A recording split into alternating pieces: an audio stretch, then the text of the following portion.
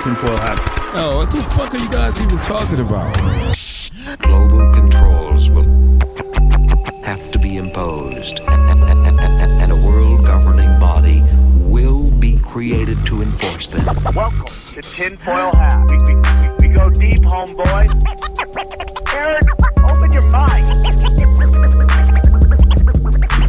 Drink from the fountain of knowledge. There's lizard people everywhere. That's some interdimensional shit. Wake up, Aaron. This is only the beginning. Dude, you just blew my mind. Are you ready to get your mind blown? Good morning, Swarm, and welcome to Tinfoil Hat. You know I am. You know I'm here to do. I'm here to rock. Join me as always, Xavier Guerrero, and on the ones and twos, Jay Nice, Juicy Johnny Woodard, live from the Wise Wolf Gold and Silver Studios. Adjacent, that's right. Go to SamTripoli.gold, use the promo code TINFOIL, and get in on the Wolf Pack. Precious metals sent to your house for as little as $50 a month. Guys, we got another one. This is part two with Al Borealis. Dude, just when you thought you knew everything, guess what? You know nothing, okay? You know nothing. It is so deep, this episode. It is dense, it is deep, and it is awesome, and I loved it. And I'm so excited that for you guys to hear it real quick. Go to SamTripoli.com next week. Tickets are moving in Tampa Bay. Thank you, Tampa, Cancun, Batavia, Columbus, Pottstown, and more being added all the time. And go check out ChaosTwins.com. That's ChaosTwins.com. Get in on the next episode, man. It's being made right now. Support me. I'm trying to make quality children entertainment that you don't have to worry about anything. So there we go. Go to ChaosTwins.com, get on the list, and grab your issue now. All right, let's get into it. Let's go. Let's talk to Al. All right, let's get back into it. Part two of our mind-blowing Nazis, Argentina, the bell, and all that stuff. Welcome back. He blew your minds on the last episode. He's taking his shot at Mount Crushmore. Please welcome back Al Borealis. How are you, buddy? Thank you. I'm fine. I just need to figure out how to share my notes with you here. Okay. I forgot how to do it. Yeah, if you just hit the green, it should be a green button there that says share. Share screen. There you go. Okay, so we're in a good news, bad news situation here. The good news is that I have tons of more notes since last time. I've updated the notes. Right on. Hang on, I just have to. We love this. Yeah. How do I make the screen big? We can see it. It's good. Yeah, it's huge. I like this presentation. It looks good. Okay. He zoomed in last time, though, I think. You did something last time where it was bigger, I think. Well, yeah, I can't do that for him though on his end. Oh, I forgot. It's fine. We can you're see right. it. This was in studio. It's totally fine. It's totally fine. Okay. It's plenty big for us, Al. Okay. Whatever. Okay. I can work with this. Yeah. If you want to make it bigger, you see down at the bottom of the document down there in the bottom right where it says 100%. If you just plus that a few times, it'll do that in the bottom right down there. See that? Yeah. It actually says 100%. Yeah, you can make it bigger than that though if you go. Oh wow, not that big. That's too much. There you go, like in that range. Let's see. Scale it a little bit. Yeah. Do you get everything in one page now? There we go. Yeah, right there. There we go. It looks great. It looks great. Okay. So the good news is I've updated with many more notes. The bad news is I've updated with many more notes. We can't go through it all, but I picked out sections that I hope we have time to go through, okay? All right. We're in it. And a teaser for the folks today is we're going to hear about the parallel moon program. It's going to lay to rest dead the conspiracy about if we went to the moon or not. It has a solution, but remember that false dichotomy I told you about? We introduced one thing for the normies, one thing for the skeptics, and then the truth is in the middle. Same with the moon program. You'll hear. We're going to hear about JFK's secret war with Die Spinne, with the Nazis. Die Spinne, by the way, means the spider. It's called that because it's everywhere. It has tentacles everywhere. Nobody knows where. You understand? It's like that. It's a shadow. ultimate shadow group. So it really You're is gonna hear like, about that? it really is like the Bond group, right? With the It is straight out of a book. But like Warhol says, facts imitate fiction, and fiction imitates facts. So in this case, it's fiction imitating fact, Bond imitating reality. You're going to hear about how Perron's got his hands chopped off to get to his secret bank accounts. You're going to hear how the Zionists made a peace deal with the Bormann Brotherhood and probably also merged. But we're going to get to all that. Let's go, bro. Yeah, I want to clear up some things from the last show, just so we're up to speed. Number one, I think remember Bird was consulted by the Nazis, and then later he was sent to fight them. I think they sent him because he already knew them. I think he came there to do a deal, and he had leverage with him, right? Why send Bird of all the admirals? Why send Bird? Because he had a history with them. So I think he could knock on their ice castle and try to, I mean, your own creativity is the limit here, right? But we have some facts, we have some dots, put them together and see where you want to go with it. Perfect. I also think in the same vein, although there's not evidence for it, that Bormann plotted to get rid of Hess. Okay? Hess, I think it was either Bormann alerted them about Hess coming, or he manipulated Hess to go, to get rid of him. Get rid of the guy ahead of him. Yeah. He was the only one that could stop. But already before Hess went, Bormann had already eroded. He had bypassed much of, because Hess is an ideology. And you know that in all regimes, the first thing that happens is that the cynics come in, not the true believers, but the opportunists, right? Bormann is an opportunist. Hess is a true believer. And true believers they are not wired to maneuver the power battles because they don't have. I agree. I agree. I didn't tell you about the gigantic swastika in Hitler's swimming pool in Argentina. I should have prepared with pictures, but I didn't have time. But if you see from the air, only from the air, I don't know why, if you see his huge mansion villa in Argentina, you'll see a huge swastika in the pool. Yes, he even had an outdoors pool. And the last thing I want to say before we go back to the notes is, was it you, Xavier, who found that Hitler was in Colombia? Xavier, were you the one who found he was in Colombia? No, that was, I don't think that was me. That must be in Johnny then. I want to just say that during the 50s and the 60s, there was tons of false sightings manufactured by Die Spinne itself in order to throw people off. That said, I think that I could believe that for sure, that they were just making fake like astroturfing appearances all over the place so people would chase ghosts. Yeah. I know it totally happened. See that. Yeah, I mean, it's not even speculation. We know it happened. We just don't know which one. But that said, both Hitler and Bormann was traveling in all over the place. So they could have been sighted several places. And then I have to correct one more thing.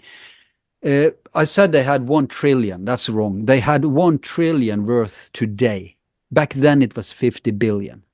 So if you convert it for today, it's 1 trillion, but Musk only has 326 billion. Okay, so you can imagine how wealthy they were. Okay, let's go. Now I want to say one more thing here about. I hope people can see all my notes. Yeah. We can see it. We can see them. All okay. of them. So I hope also that all the notes are featured during this show so they can stop and zoom and read what we can't read. I want to say about sources. These 3 books, impossible to get. I managed to get them digitally. So I'm going to share links to where they are. Awesome. Online. Thank you. Because these 3 books, classics, all came out in the 70s, 80s. Okay, let me read them real quick, or you can read them because most people listen to the podcast. The first book is called Aftermath, Martin Bormann and the Fourth Reich. The second one is called Martin Bormann, Nazi in Exile. And the third one is called the Bormann Brotherhood. Yeah. You'll see picture of them in South America. You'll see signatures, money stuff, everything. It's all documented. Then you have this classic, Critical Mass, how Nazi Germany surrendered enriched uranium for the United States atomic bomb. This book just put the case to rest when it came out. Then you have a tons of Hitler survival books. You have Hitler in Argentina, Hidden Secrets of World War II, Hitler's spy web in South America. This work here, if you ever if you're serious about going to Argentina, I'll put you up with this guy, Abel Basti. He's done one of the best works. And by the way, Bariloche is such a resort. It's a holiday resort. It's a beautiful area. People should totally go there. I'll just scroll a little. Eyewitness to Hitler's escape. Peter Levenda, I've had him on several times. One of his books is Ratline, Soviet Spies, Nazi Priest, and the Disappearance of Adolf Hitler. Then you have the Hitler Legacy, Nazi Cult in Diaspora, how it was organized, how it was funded, and why it remains a threat to global security. He has a book about the occult and Nazi. Joseph Farrell, another of great source. After people have watched this show, they should run over somewhere else on YouTube. I don't have the link, but Google it, YouTube it, where he talks with Igor Witkowski, another guy I have on the list. Two primary researchers discussing the Wunderwaffe, the wonder weapons.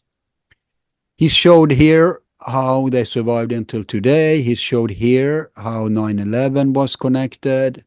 Yes, 9/11. 9/11 is a Nazi date, just so you know. Roswell and the Reich, he has a book about that. He has several books about the Wunderwaffe, about LBJ and the conspiracy to kill Kennedy. Here's Igor Witkowski book, The Truth About the Wunderwaffe. Richard Hoagland and Mike Barra, Dark Mission, The Secret History of NASA. He broke the story. Everybody's talking about it now.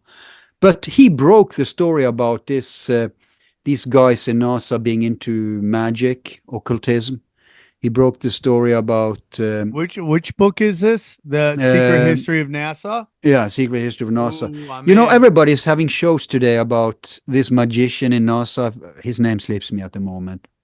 It's a crater after him on the moon.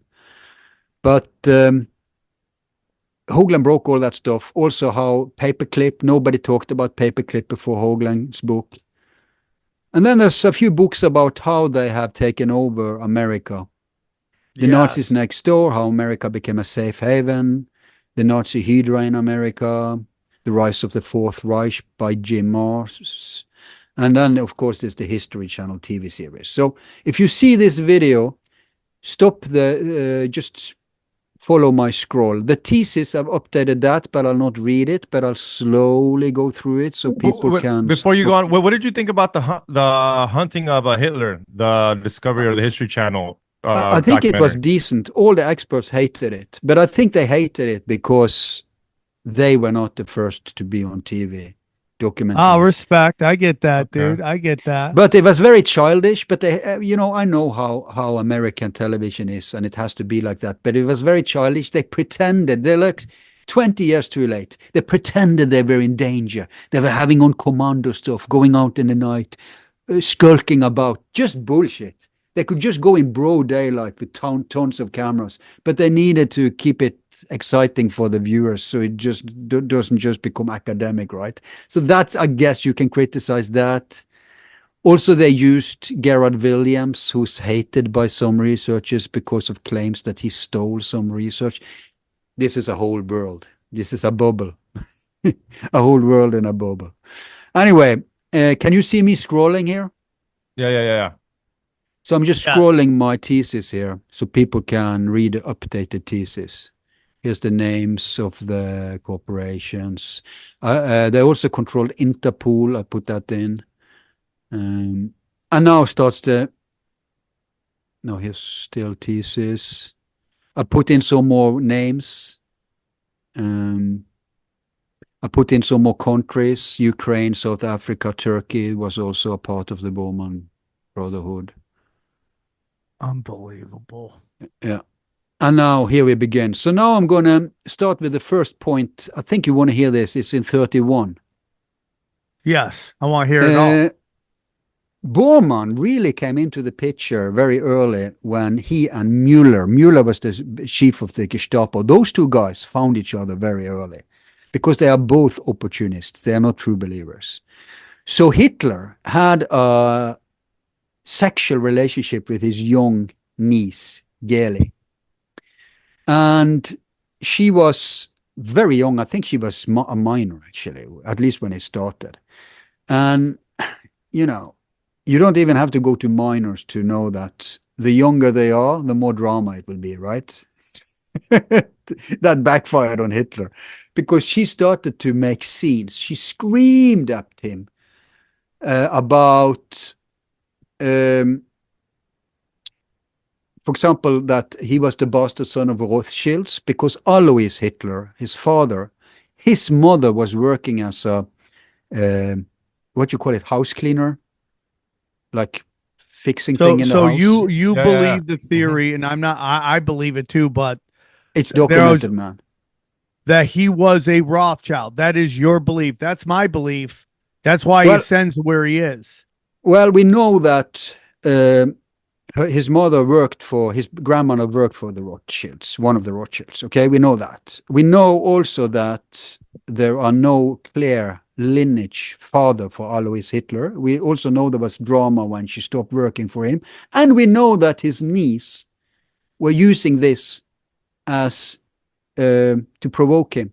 And there was also blackmail attempts on Hitler with this. So I don't see why. I mean, in lieu of genetic testing, we just have to go with that. He was a quarter Rothschilds. So, but you know what I think really made him into an ardent anti-Semite? It was when Geli wanted to break off the only successful relationship Hitler had. She wanted to break him off. Why? Because she was in love with a Jewish artist. So Johnny, you just stepped back in. What you missed is Hitler was hooking up with his niece, and she was wanting to leave because she wanted to date a Jewish artist, and she was yelling that he's a Rothschild in public, and Hitler was like, no, not happening. So then, so you're caught up. Yeah, and he already had trauma because when he was an artist himself, he saw how other Jewish artists bypassed him. So he had his personal reasons. That is so hilarious. It is. And Martin Bormann, Germany, Hollywood, it's all the same. It's so funny how it was over a female, and they were better at making art than him. That triggered all that. Yeah. Yes. So and throw in some minors for good measure, right? Some pedophilia, of course, as always. And Mueller, who was just a policeman back then, he was contacted. He was on the case, and he was contacted by Bormann. And Bormann said, "Look, man, hands off." After that, Mueller and Bormann had a pact, and they helped each other in the Reich. Mueller eventually became Gestapo Mueller, chief of Gestapo, continuing in the Fourth Reich as Bormann's top security man. And those two were not true believers. If this has been a communist regime, they would have ascended to power there too, you understand? Bormann is the apparatchik, Mueller is the police state man. And there you have it. I'm scrolling slowly so that people can read all my notes. They are updated. And I'll read when we come to the next yellow part. Dude, that's some crazy ass shit. There's no, Johnny, so what you missed is that Hitler, there was no real lineage to who Olaus, is that his dad's name? Alois, yeah. Alois' father is. I was listening to, I had my... Okay. It's kind of crazy, dude. Because that's been the big argument forever, is that he's a Rothschild. And, you know, of course, everyone wants to push back on it. They said there's no actual proof of it. But we do know his grandmother worked for the Rothschilds. And this is just where it goes, bro. This is just where it goes, as it always goes. Just I mean, like, they always the bastard children get taken. Like I said this before. Hitler is almost like a bizarro version of like Jon Snow from Game of Thrones. Who did people see me scroll these notes now? Yes, they're seeing you scroll these notes. Yeah, okay. With the blessings, let's see when we are here. We're at 44. With the blessings of Hitler, Bormann orchestrates the Hotel Maison Rouge meeting. I've read parts of this note, but I've updated it. They initiate the Nazi industrials' flight capital to bury treasure in Switzerland, Argentina, etc. Quiet, but this is the new thing, quiet countermanding of Hitler's orders begins. E.g., scorch earth Nero policy is reversed. Remember, Hitler says, burn it all down, burn it all down. But they want to leave infrastructure intact for Allied advance, plus for them to get out. All right, guys, real quick, I want to tell you about our good friends at True Classic. Listen, the end is near, Armageddon's close, and death and destruction could be around the corner. And yes, it is the holidays, okay? You go to bed, you think Santa Claus coming down that fucking chimney. Oh no, guess what? It's demon ninjas, okay? And guess what? When you gotta fight demon ninjas, you gotta be able to kick real quick, fast. And that's how you do it. You do it with this True Classic. Nothing is built for sleeping and fighting at the same time more than True Classic, okay? Get out of bed, whoop ass, go back to bed. That's what True Classic's all about. It's ass kicker to streets, sleep in the sheets. That's what it's all about. True Classic is the most comfortable clothes I've ever wore in my life. I wear it on stage. I wear it for street fights. And I also walk right home and I go right to bed. They got everything you need. They got hoodies. They got pants. They got jeans. They got sneakers. They got, you name it. It's all there. Long sleeve, short sleeve, you name it. If you need to look good for the ladies and also beat that ass down in the streets for the ninjas, okay? True Classic is the best one around. They got the most comfortable clothes ever. So listen, if you're looking to upgrade your outfit for love making, for combat in the streets, for the holidays, then I need you to go to trueclassic.com/tinfoil. That's trueclassic.com/tinfoil. Please support our show and tell them we sent you. End the year with the holiday chair with some True Classic, and we thank True Classic for sponsoring this show. We know Bormann already had open lines with the Brits. You know this drama with Rudolf Hess that we couldn't go into? Yeah, there are some indications that Bormann may have been. Müller was suspected of spying for Stalin. And Bormann most likely had open lines to Churchill or to people there. So Hitler wanted to what? Burn down Germany at the end? Like destroy it all? They're like, no, we're not going to do that. See, even right there makes me think that this whole narrative, these Hitler dick riders, like if he really loved Germany that much, why would he want to just completely scorch it? I mean, jealous love. If I can't have it, nobody can. Yeah, have I still don't buy that, dude. It's like guys throwing acid in the face of the woman they love. You know. Yeah, that makes me sad. Yeah, you're right. Crazy idiots. Anyway, the war cannot be won by us. We must take steps in preparation for a post-war commercial campaign. Let me ask you something real quick, Al. So one of my biggest arguments before this episode, before your last episode, that Hitler was controlled opposition, was that he never went into Switzerland. Switzerland is where the Bank of International Settlements was created to extract wealth from Germany. I believe that everything being done to Germany right now has to do with biblical prophecies of pagans versus lost tribes, and they're completely trying to destroy Germany at every chance they get. 2 world wars, the cultural decay of Germany right now, stuff that's going on in Germany. You can't discuss the Holocaust in Germany. You can't deny the Holocaust in Germany. You can't do any of that stuff. All this to me is done to destroy Edom, I guess it's called, so that when the war does come between the pagans and the lost tribes, the leader of the pagans, which is now known as Germany, will be crippled. But going back to the extracting of 25% of their gross natural product, their GMP or it's bad what's happening. What happened was that the Bank of International Settlements was taking 25% of everything, and yet Hitler does not go in to Switzerland. And the biggest argument that I could get from anybody was that Switzerland was really hilly and he didn't want to go into the mountains. And I go, but they have but look, if he had gotten his 1,000-year Reich, I think Switzerland would have fallen eventually. But it was practical for him to leave it be. Like you say, it's the apex of all sorts of banking. So Hitler was a practical man. Okay, at the end of the day, if some of the principled had to be bent, he would bend them.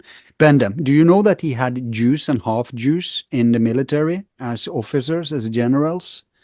People don't know this, and so it was really like he knew that Bormann was in charge of the money bag, and he was in charge of that from the 30s, and he would listen to Bormann. So Bormann would have told him, "Look, we have to leave Switzerland alone for now. We need it to." Funeral stuff through it, money, art, gold, whatever. So it was practical. Many rat lines went to Switzerland. So, but yeah, they did, for whatever reasons, among these, leave the banker place alone. And Ian Fleming goes to Switzerland, and there he wanna check the loot, and Madame Fouché passes him an envelope containing a simple note saying NSDAP 6058. That's the Nazi party membership number of Bormann. In other words, without breaching security, she tells the Brits, the British intelligence, if you want to get to the loot, now that the Reich has fallen, your man is Bormann. Go through Bormann. That's why he saved his life. That's the interest the Brits had in him. He has the keys to the fortune. He's the only one who can account for where everything is all over the world. Indonesia, South America, South Africa, everywhere they spread stuff. And Bormann was the key. So Bormann used this to negotiate his own surrender. And he was tight with MI6 until, you'll see. Also in 45, Hitler marries Brown in the bunker. And what I forgot to tell you is that Hitler tells Bormann to bury everything. You will need it to return to power. And trusts him with the last will and testament, hands leadership to Dönitz, and then retreats. Shortly after, he's doped down and abducted on orders of Bormann. So I forgot to say Hitler wanted to go down with the ship. That's Hitler the only way you can interpret Hitler wanted to die.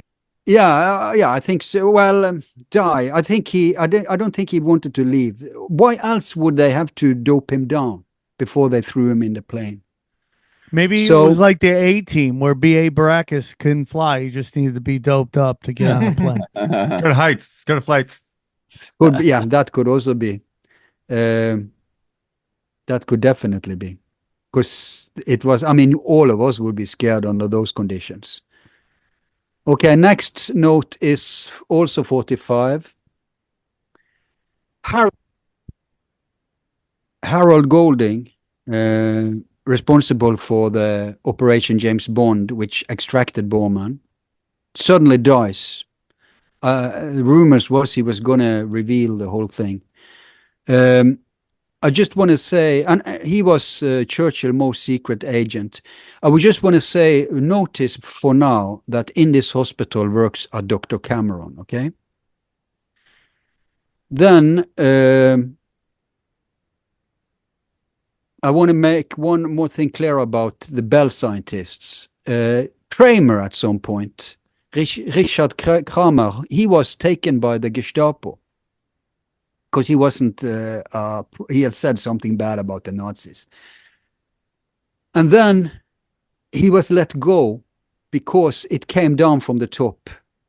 He's involved in a project which is war decisive. Now that is above top secret, okay? That is above nuclear. War decisive. That's how the Nazis were viewing the Bell project. To give you an idea of how important it was. Okay. Let's move on. I think we're still in 45, yeah. The post-war uses of Operation Sunrise is where Dulles and the guys are extracting useful Nazis. It's called Operation Sunrise? Yeah. Oh my God. Paperclip is a successor to that.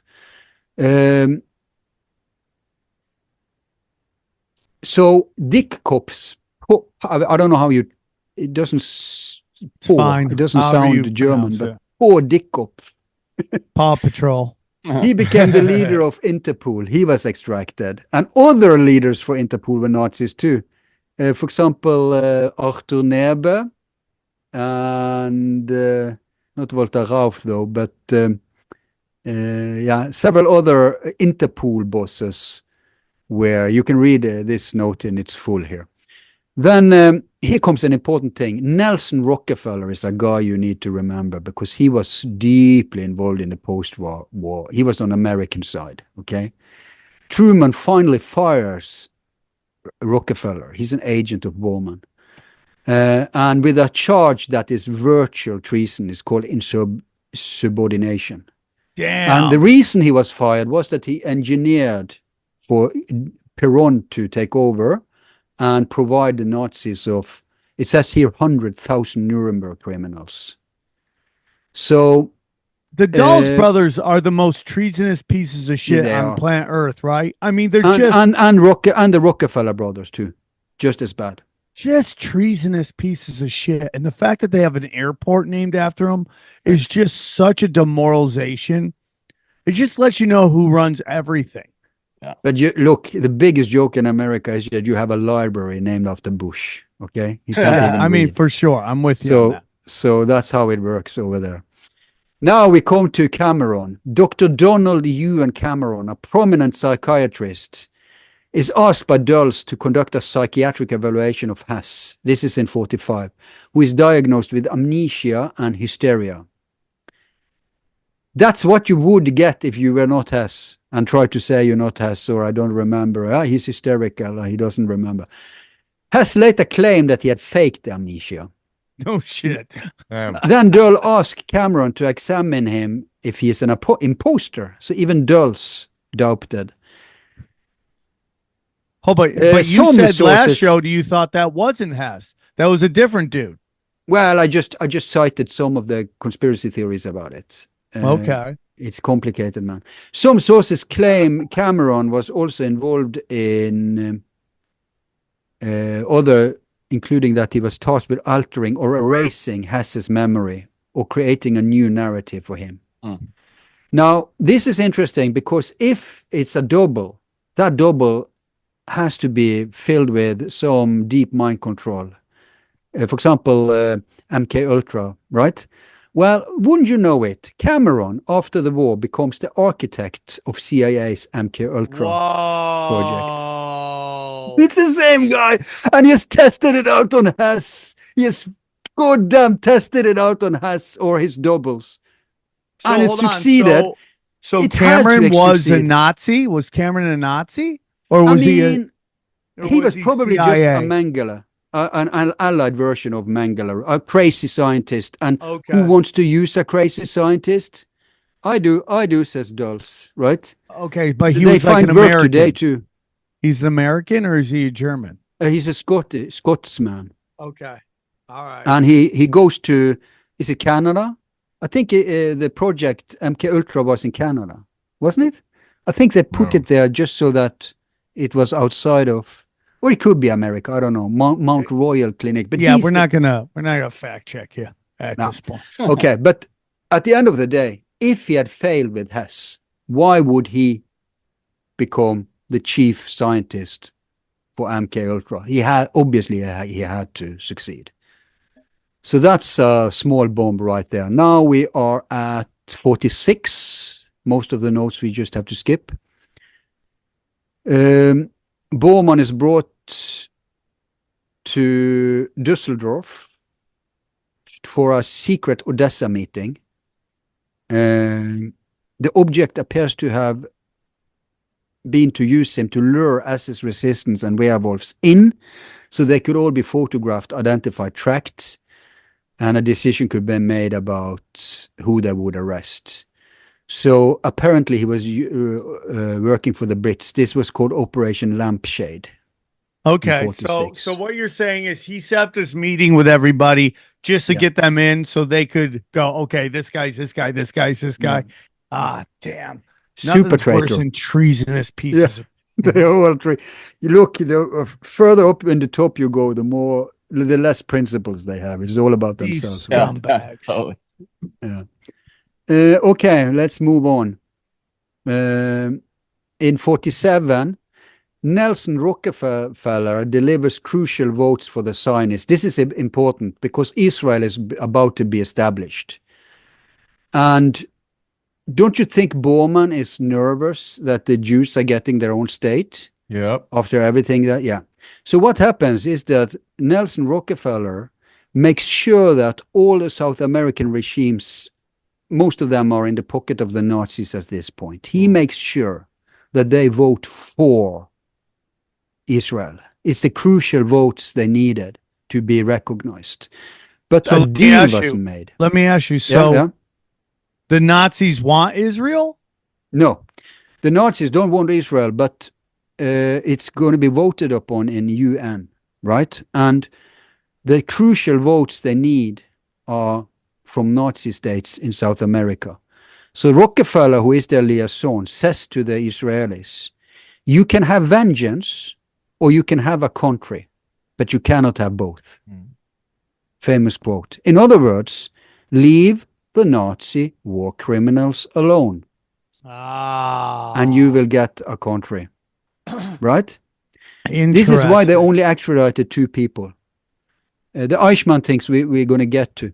So this is how... And most of the guys that they arrested is like, she was like a 90-year-old chick. It's like, she was a librarian at a library on an SS base. Let's get her. You know, it's like they didn't actually go after anybody.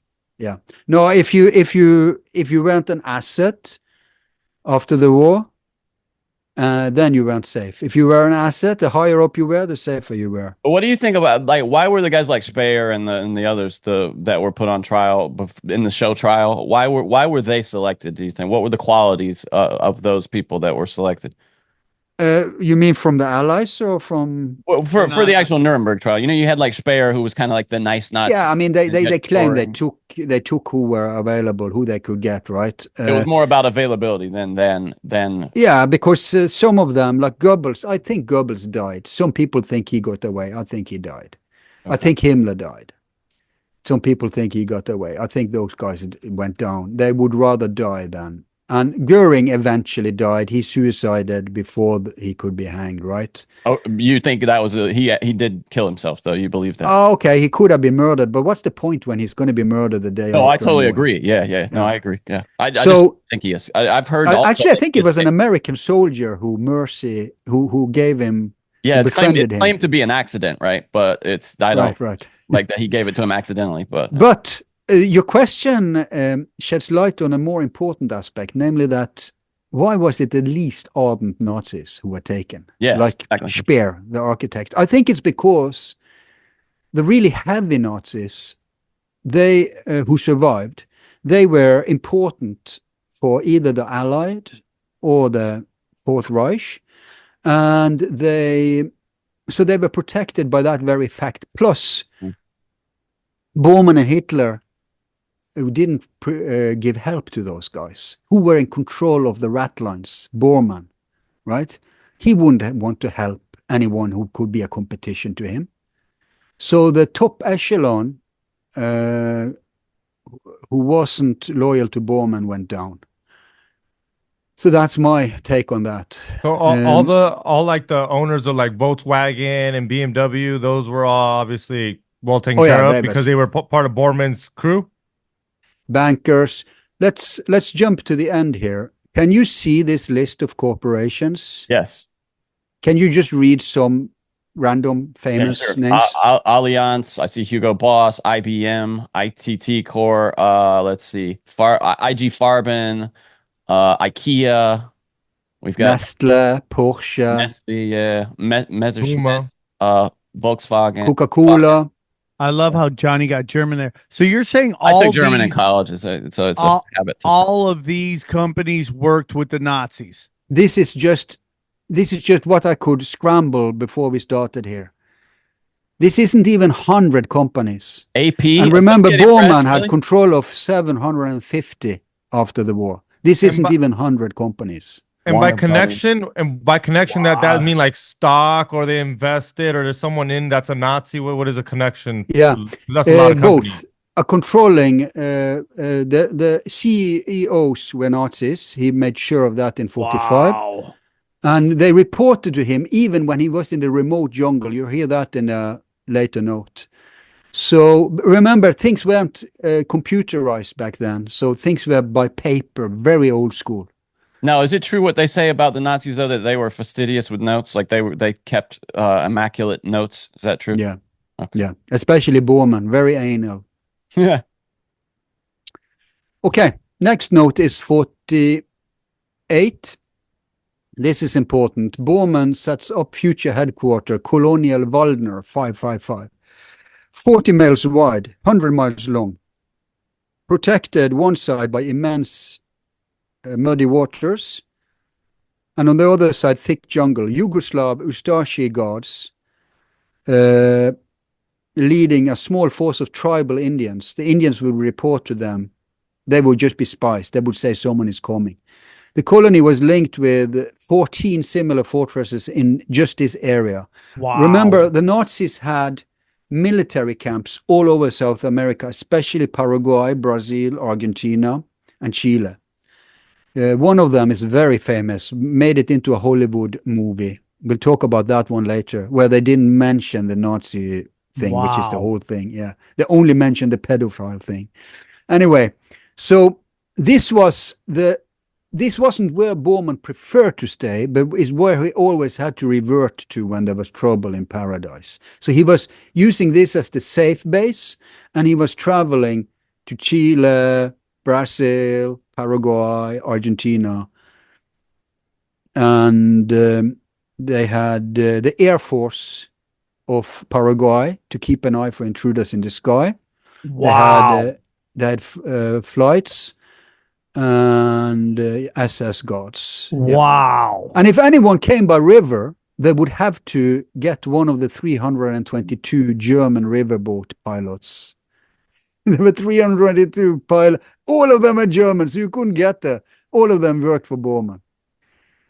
Now, in Argentina, the year after, we see the Hemule project near Andes Mountains. So remember, when Bormann is in Colonial Waldner, there's one point in South America where Paraguay, Argentina, Brazil, and Chile meets.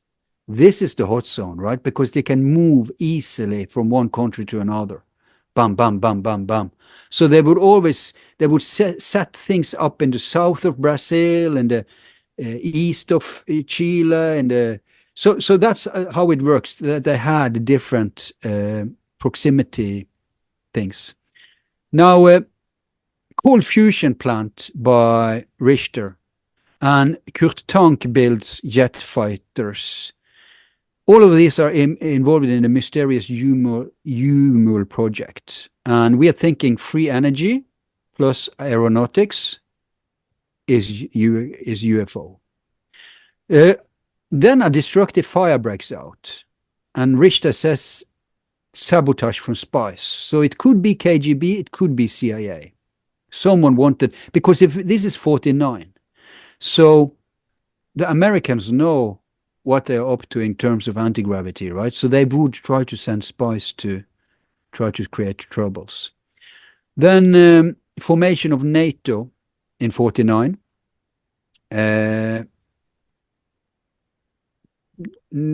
Top Nazi officers in all top operational military Unbelievable. positions. Adolf Hausinger, Hans Spiedel, John Steinhoff, Franz Josef Schütze, Friedrich von Senger und Etterlin, Johann von Kielmannsegg, Ernst Ferber, and Karl Schnell. And we know already Galen becomes Now my question chief. is, do any of them change their names?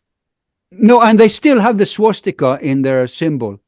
Google NATO symbol swastika, and you'll see how it's a hidden swastika. So what the hell do we need NATO for today? Today it's just a criminal assault group trying to bully third world countries out of their resources. That's what it's about. So the sooner we can dismantle NATO, the more peaceful the world will be. Guys, real quick, I want to tell you about our good friends at Wise Wolf Gold and Silver. Listen, you know, I know Bitcoin's on fire. I know all that stuff. That's great. Digital's great.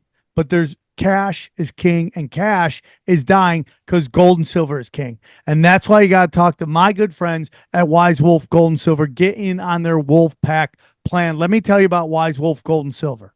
The de-dollarization is real. Fiat is fake, and you don't want to be left holding the bag when the dollar collapses. Gold and silver have been money through all of recorded history and are an excellent way to protect yourself from inflation and geopolitical turmoil. That's why I trust my friends at Wise Wolf Gold and Silver for all precious metals, all things precious metals.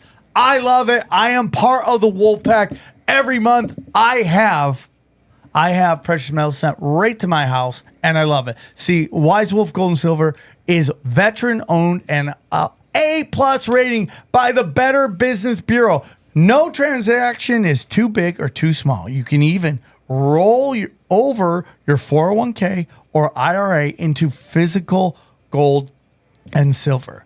And if you think you can't afford precious metals, think again. With the Wolfpack monthly membership program, you can get gold and silver delivered directly to your door for as little as $50 a month. As little as $50 a month. You can have precious metals. You start loading it up, man. By the end of the year, you'll have a good chunk of precious metals. Dude, it's crazy. You just go to SamTripoli.gold. You can see all the different plans they have. Man, it's like $50. Lone Wolf, Warrior Wolf, $125. Alpha Wolf is $250. And it just keeps going up. Sent to your house. Right there. It's that simple. It's that simple. Easy peasy. Get in, get out, get your gold, get your silver. I love it. I'm doing it. Dude, I'm telling you. All of these affiliates I use, and I use Wise Wolf Gold and Silver. I use it all the time. It's real simple. So if you want to get in, this is how you do it. Wise Wolf Gold and Silver also deals in and accepts Bitcoin. So here's what I need you to do. Okay, go to SamTripoli.gold, promo code tinfoil at checkout to receive free constitutional silver. That's right. And remember, in a world of bulls and bears, be the wolf. 1950, Bormann sets up Die Spinne. Now, the Spinne is super important because Die Spinne is basically his military. Right there in the middle. Unbelievable. It's his international military army, basically, movable military army. So they often recruit neo-Nazis to them. Eventually, it seems to me that it was after Bormann's death, I think it was taken over by Rockefeller. And I think the Nazis went in two directions, but we're going to get to that later. So he sets up the Spinne. Elements were protected and reorganized by Alan Dulles and Nelson Rockefeller and John McCloy. And among people they use is Colonel Skorzeny, Otto Skorzeny, who was son-in-law to Hjalmar Schaft, who is the finance minister of Hitler. Both Hjalmar Schaft and Skorzeny works for Die Spinner. Hjalmar Schaft worked for Bormann in economy. And the Spinner is what again? The Spider. The bad guy Bond evil organization that's behind most of the terrorism, which was blamed in the 60s and 70s on left-wing groups and anarchist groups, etc. But they were always, it's like what they do in America today. FBI leads on some right-wing group. 10 of 12 are agents, and the 2 last are retards. And then they say, look, the right-wingers are taking over, right? Yep, you're totally kind right. of the same they did in Europe. PACON, yep, PACON. It's nothing new. They learned in Europe. Only then they were targeting left-wingers. Then we have in Argentina in 51, Perón publicly announces the Hummel project, this cold fusion thing. He says it's a success with thermonuclear fusion control achieved, adding that in the future energy would be sold in packages the size of milk bottles free of charge. Now, stupid. Yeah, that was Perón, so dumb to say so that out loud. flamboyant. This Why would you say right? that out loud, dude? Exactly. Bormann goes into a hissy fit, right? And international media starts a smear campaign. And Perón is forced to close down the project after he calls on help from Prince Bernhard of Netherlands. Incidentally, active SS officers all the way to 45. He helped people escape. He's also a former Farben corporate executive and the founder and first boss of Bilderberg. IG Farben, right? Is that what you're talking about? IG Farben? Yep. Damn, dude. More damn is that the fact that he's Bilderberger.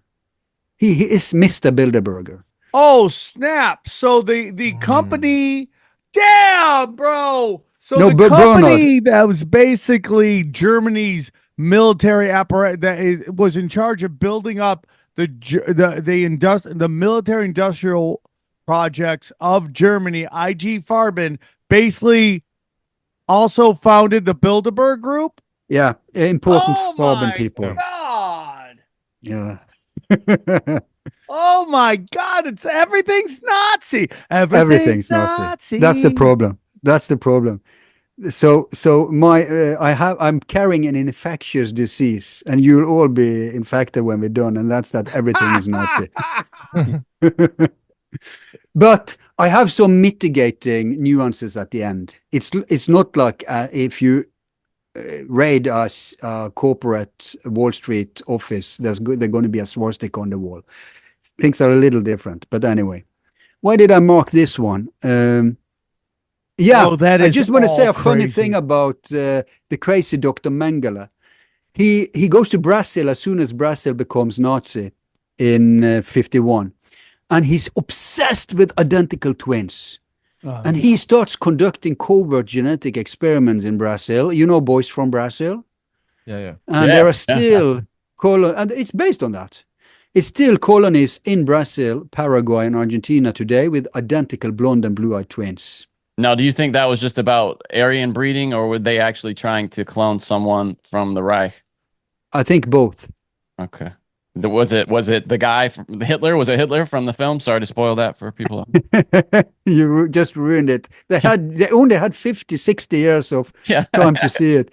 But, let me answer like this. Look at the crazy scientists we have today under Fauci.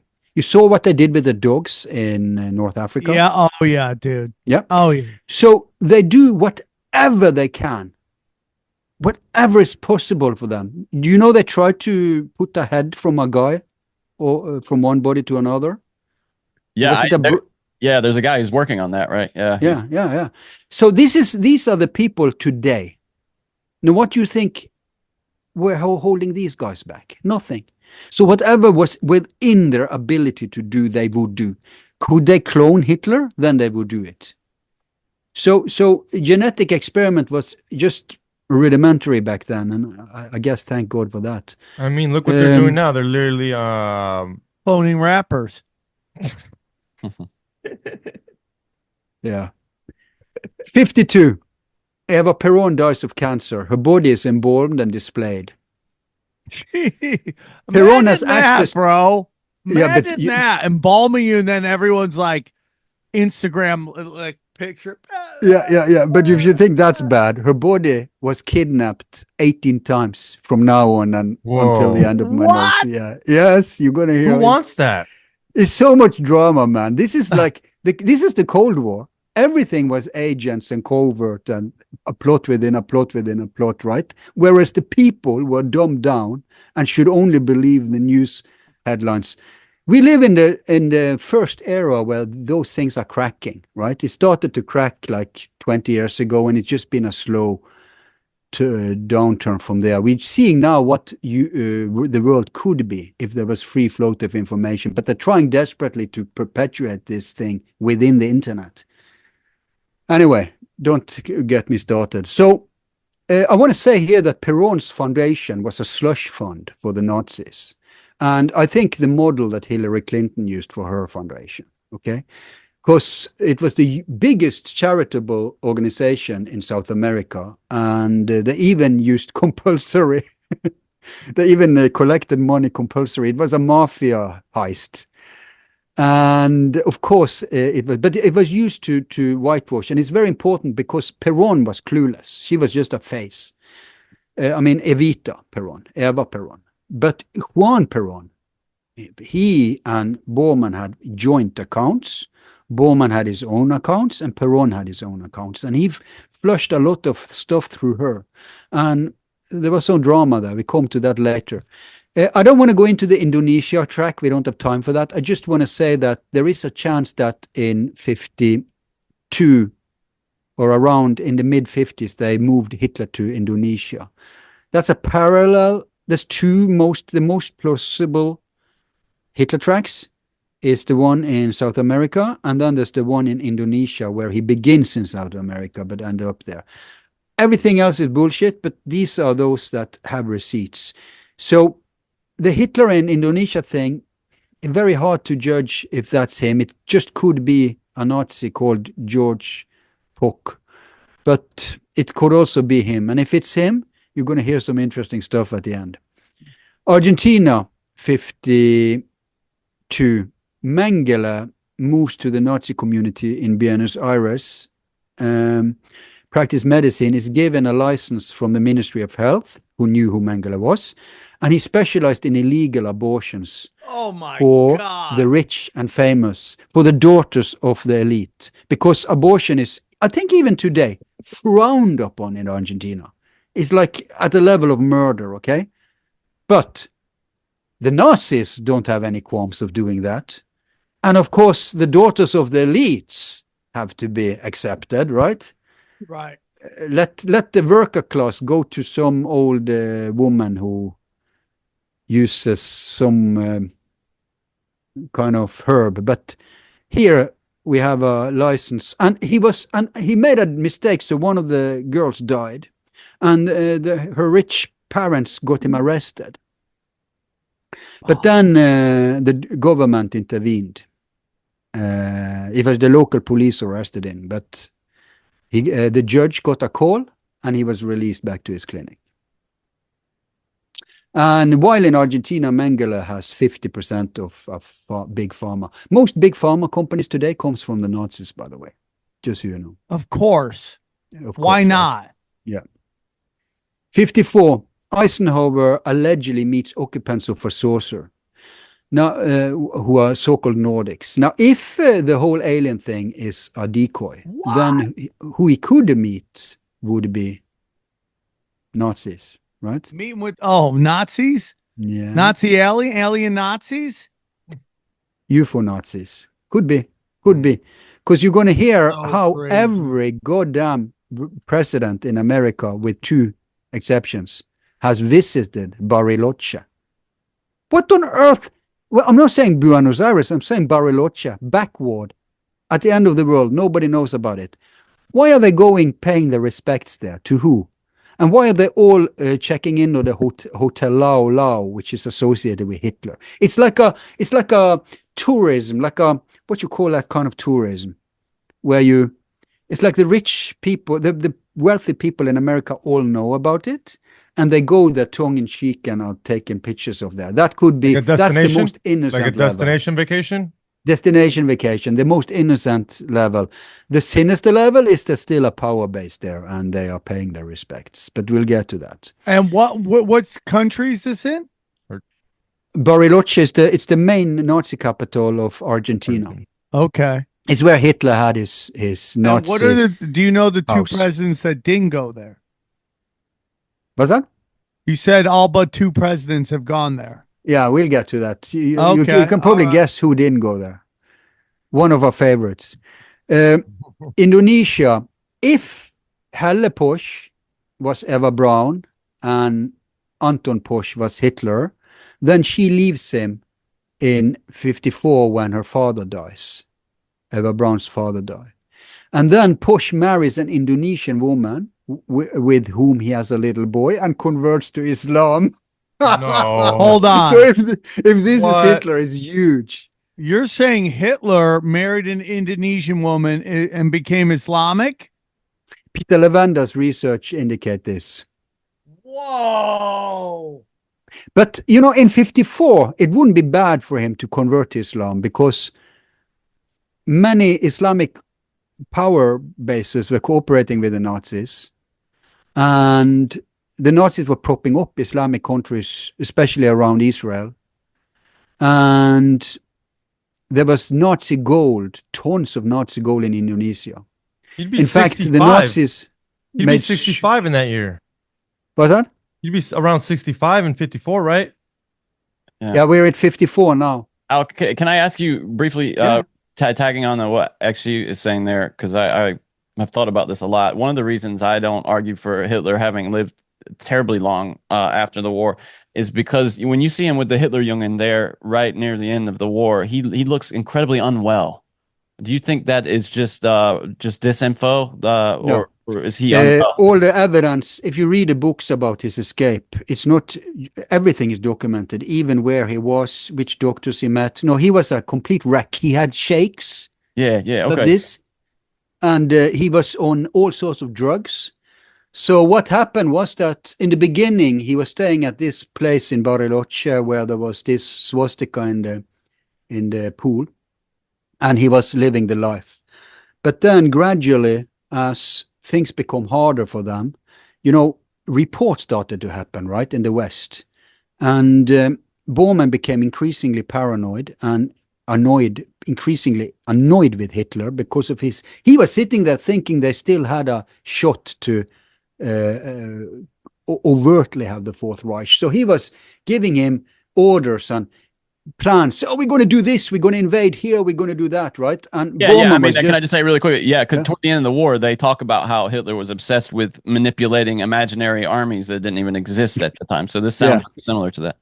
Well, I mean, to a certain extent, they had armies by proxy. They had private armies like Blackwater, right? Right. No, I'm talking about before the war ended. You hear stories of him, Yeah, I know. campaign maps, moving around units that were obliterated by that point in the war. Yeah. No, I don't see any reason to doubt those things. And but eventually, Hitler was in such a bad condition that Bormann, only if he really needed him, then we're going to have a meeting and they wash him and comb him and put him up and then leave again. Wow. He died lonely and sick. You'll hear soon. Okay. We're at 44. So this is also incidentally when Eva, according to the Argentina, there's two scenarios, right? Indonesia scenario and fully Argentina scenario. In both scenarios, Eva leaves him in 54. So she she's got enough of her sick and crippled husband and the isolated life at this place, taking the two daughters to Nequeen and filing for a divorce the next year. Bilderberger is created by Nazis. Imagine having to deliver those divorce papers. Hey, mister. Oh my God! We should make the Hitler in the They bunker said I got sketch. bringing this. I don't know what it is, but hey, man, have a great day. Sorry about this. Bye. And you just run as fast as you can. because he had SS guards there. We should make that Hitler and the Bunker movie thing about that exact thing. He's getting served his. Okay, Nelson Rockefeller and Dean Acheson and Alan Dulles. These three are very important because they are basically Bormann's traitor to America, inside of America, cooperating with Bormann, to such an extent that Nelson Rockefeller can order Die Spinne around on his own, not just Bormann. Whenever they needed some terror done, they were calling up on Die Spinne.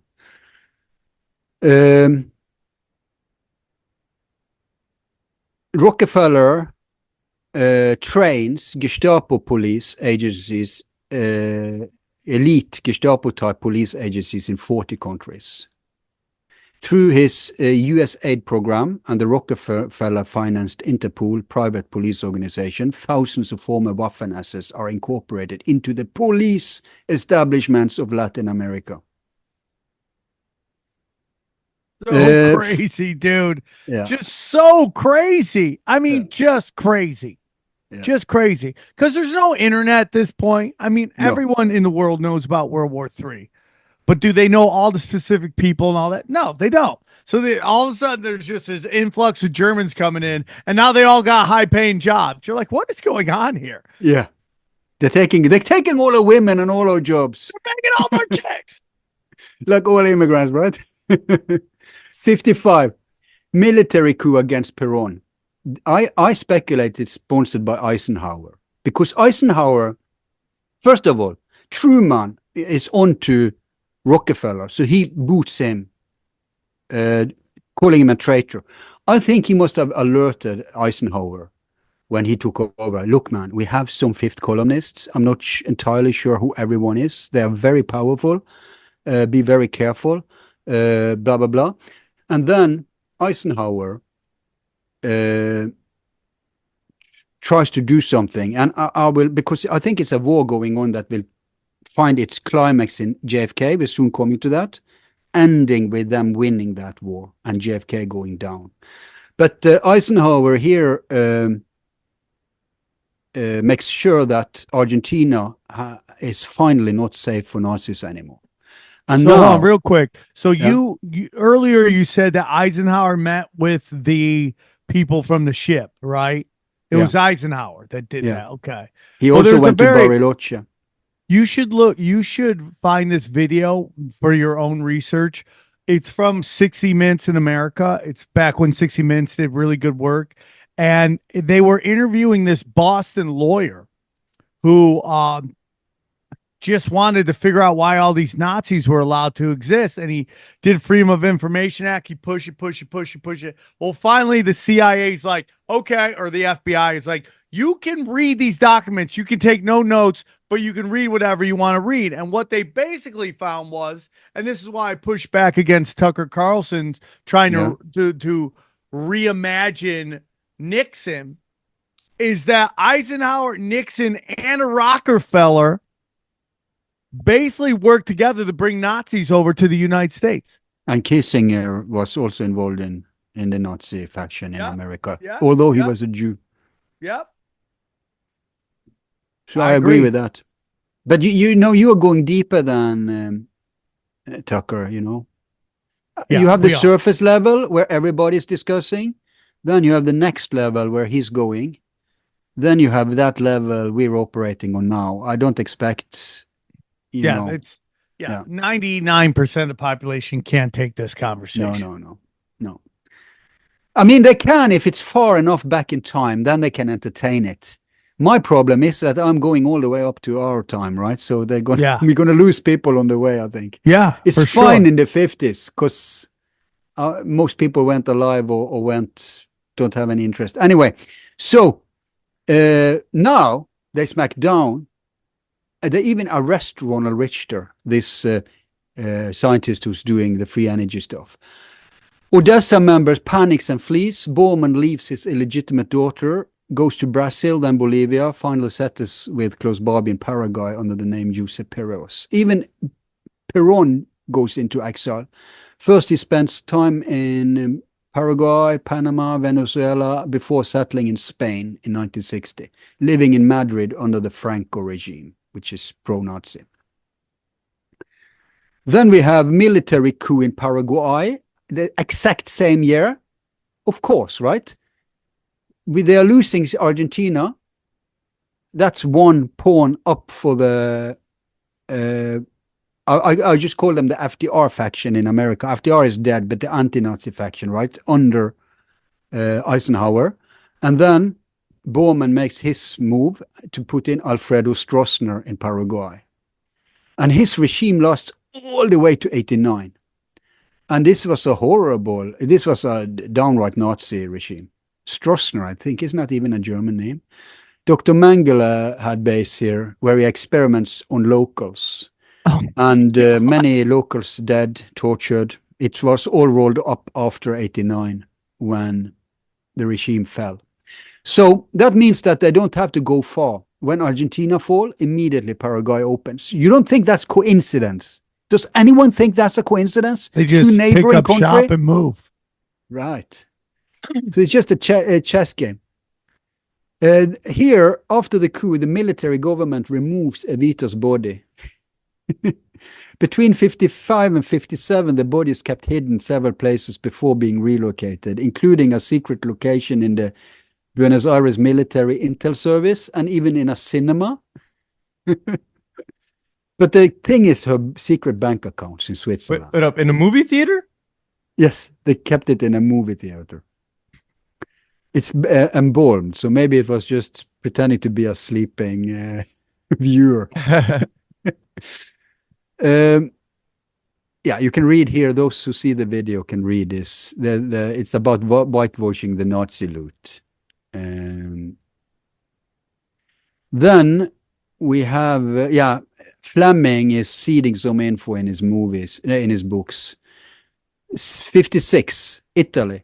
As part of a broader NATO strategy, they create Operation Gladio. You probably heard about that. Stay behind.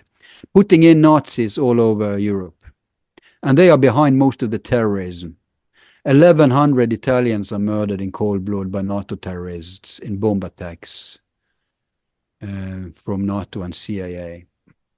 I don't understand how people have no memory. They think NATO is something good. It's never been something good. Yeah, but they don't even understand. It's not even having a memory because they've never gotten that data point. From most of your people debating what's going on with NATO and the Ukraine have been sold that NATO is just there to keep the Russians from expanding. They don't realize that NATO is a straight up Nazi organization that within its own logo, right? Yeah. So yeah, it's in the logo, crazy. But they had some legitimacy during the Cold War because they could always say they are stopping Soviet from expanding, right? They're stopping communism. Right. But they don't have that anymore. NATO is not involved. If they were involved with China, that would be one thing. They're involved with Russia, which is a capitalist country. So it makes no sense. Most people don't even know that Russia is a capitalist country. They still call it communism. Right. There's more communism in America right now. Listen, the treatment of Russia and the Russian people is so insane to me. It's off the charts, man. It's so insane. Like, the Jews are protected class because of the Holocaust. I mean, if we really want to play that game and we think that because something bad happened to someone 80 years ago, that we should be able, we should not be allowed to criticize them. Dude, Stalin and the Bolshevik Jews and what they did against Russian Christians, that's 2 out of the top 5. Not just Christians. Besides Russia. Okay, so if we're going to give Israel free range now because of what happened to Jews during World War II, then we should do the same with Russia because Russia lost more people. Yep. They lost more people than the Jews did. I forgot the number, but you can Google it. They were just holding front. It was just regular civilians just holding the front for the Nazis that were coming in. Yeah, they really gave their blood. It's the Russians we have to thank for the Nazis losing, not America. So, anyway, Bormann is identified in Bariloche in 57. he acquires contact with a Nazi organization. Brazil, Mueller establishes Bormann on, now he's back to this Colonial Waldner 555.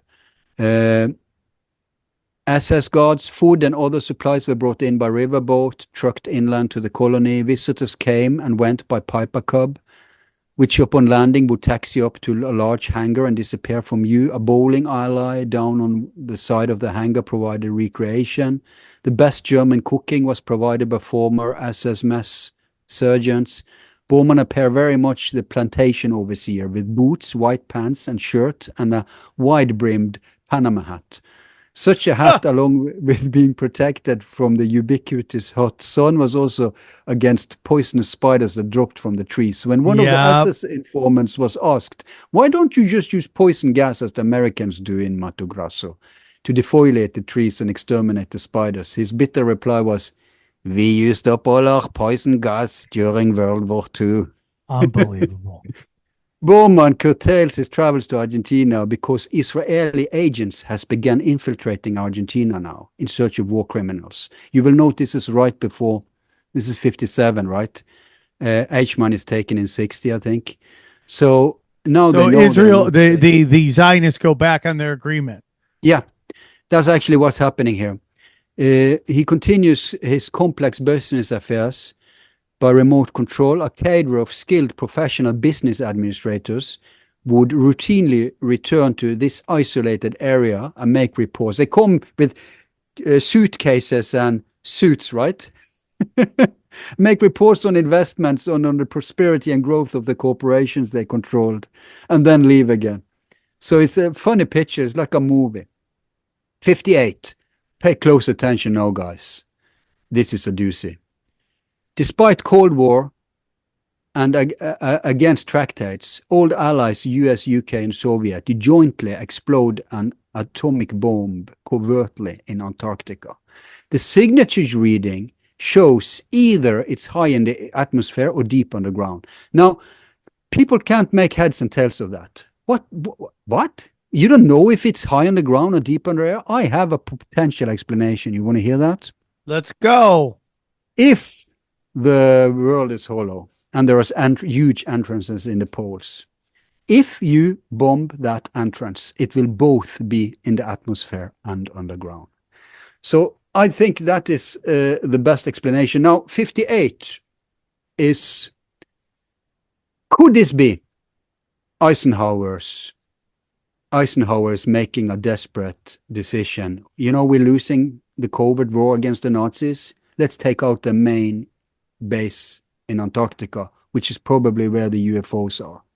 I would suspect that in South America is more the economic echelon, but that the practical, because having swastikas and Nazi U-boats, even in South America, it's hard to get away with that. But having that in Antarctica could work. So Soviet, in the middle of the Cold War, UK and US, joint nuclear bomb explosion in Antarctica could be a move in this covert war I'm speculating about. Then they set up the assassination factory Permindex Incorporated. It's a front for Die Spinne and CIA. You will notice people like Clay Shaw, you know that from the JFK. You will notice Otto Skorzeny. Yes. You will notice other James Angleton. Permindex were occupied with espionage, covert operations, assassination, money laundering. Swiss banking families, always, blah, blah, blah. But the controlling apparatus was... I'm telling you, bro. Dude, Switzerland is the head of the snake. I think at least it was. You have the black nobility that is operating, you know, that to me, it controls the Vatican, the city of London, Washington, D.C. But I believe its headquarters. I think that, I mean, even the Club of Rome has moved to Switzerland. You know, Really? Yeah. So I totally believe that's where the power base is, and that's why they're allowed to go. We're neutral. I love that a country can just say that. Oh yeah, we're neutral. Well, we're not getting involved in your stuff. Not just are they neutral, they have the best democracy in the world. Everybody gets to vote upon everything concerning themselves. It's insane. I'm moving to Switzerland. Can I move move there? Not everybody coping Switzerland? So no, it's democracy for them, not for us. Yeah, you could be right. But I tend to think today it's globalism. It's international. You don't really need a physical base so much as you did in the past. Well, I just want to say where the elites can be elite and they could chill and yeah, you know, they can all meet up really. Hey, dude, meet me down at the Coffee Bean and we'll discuss what we're going to do with Africa. Davos is in Switzerland. Who? Davos. That's Davos, CERN, the Bank of International Settlements, the WEF, the World Economic Forum's out of there. It's a good pattern. Lizard people. Lizard pattern. So Permindex, what you need to know about them? They were behind. They were involved in the JFK assassination. They attempted the Charles de Gaulle to kill him.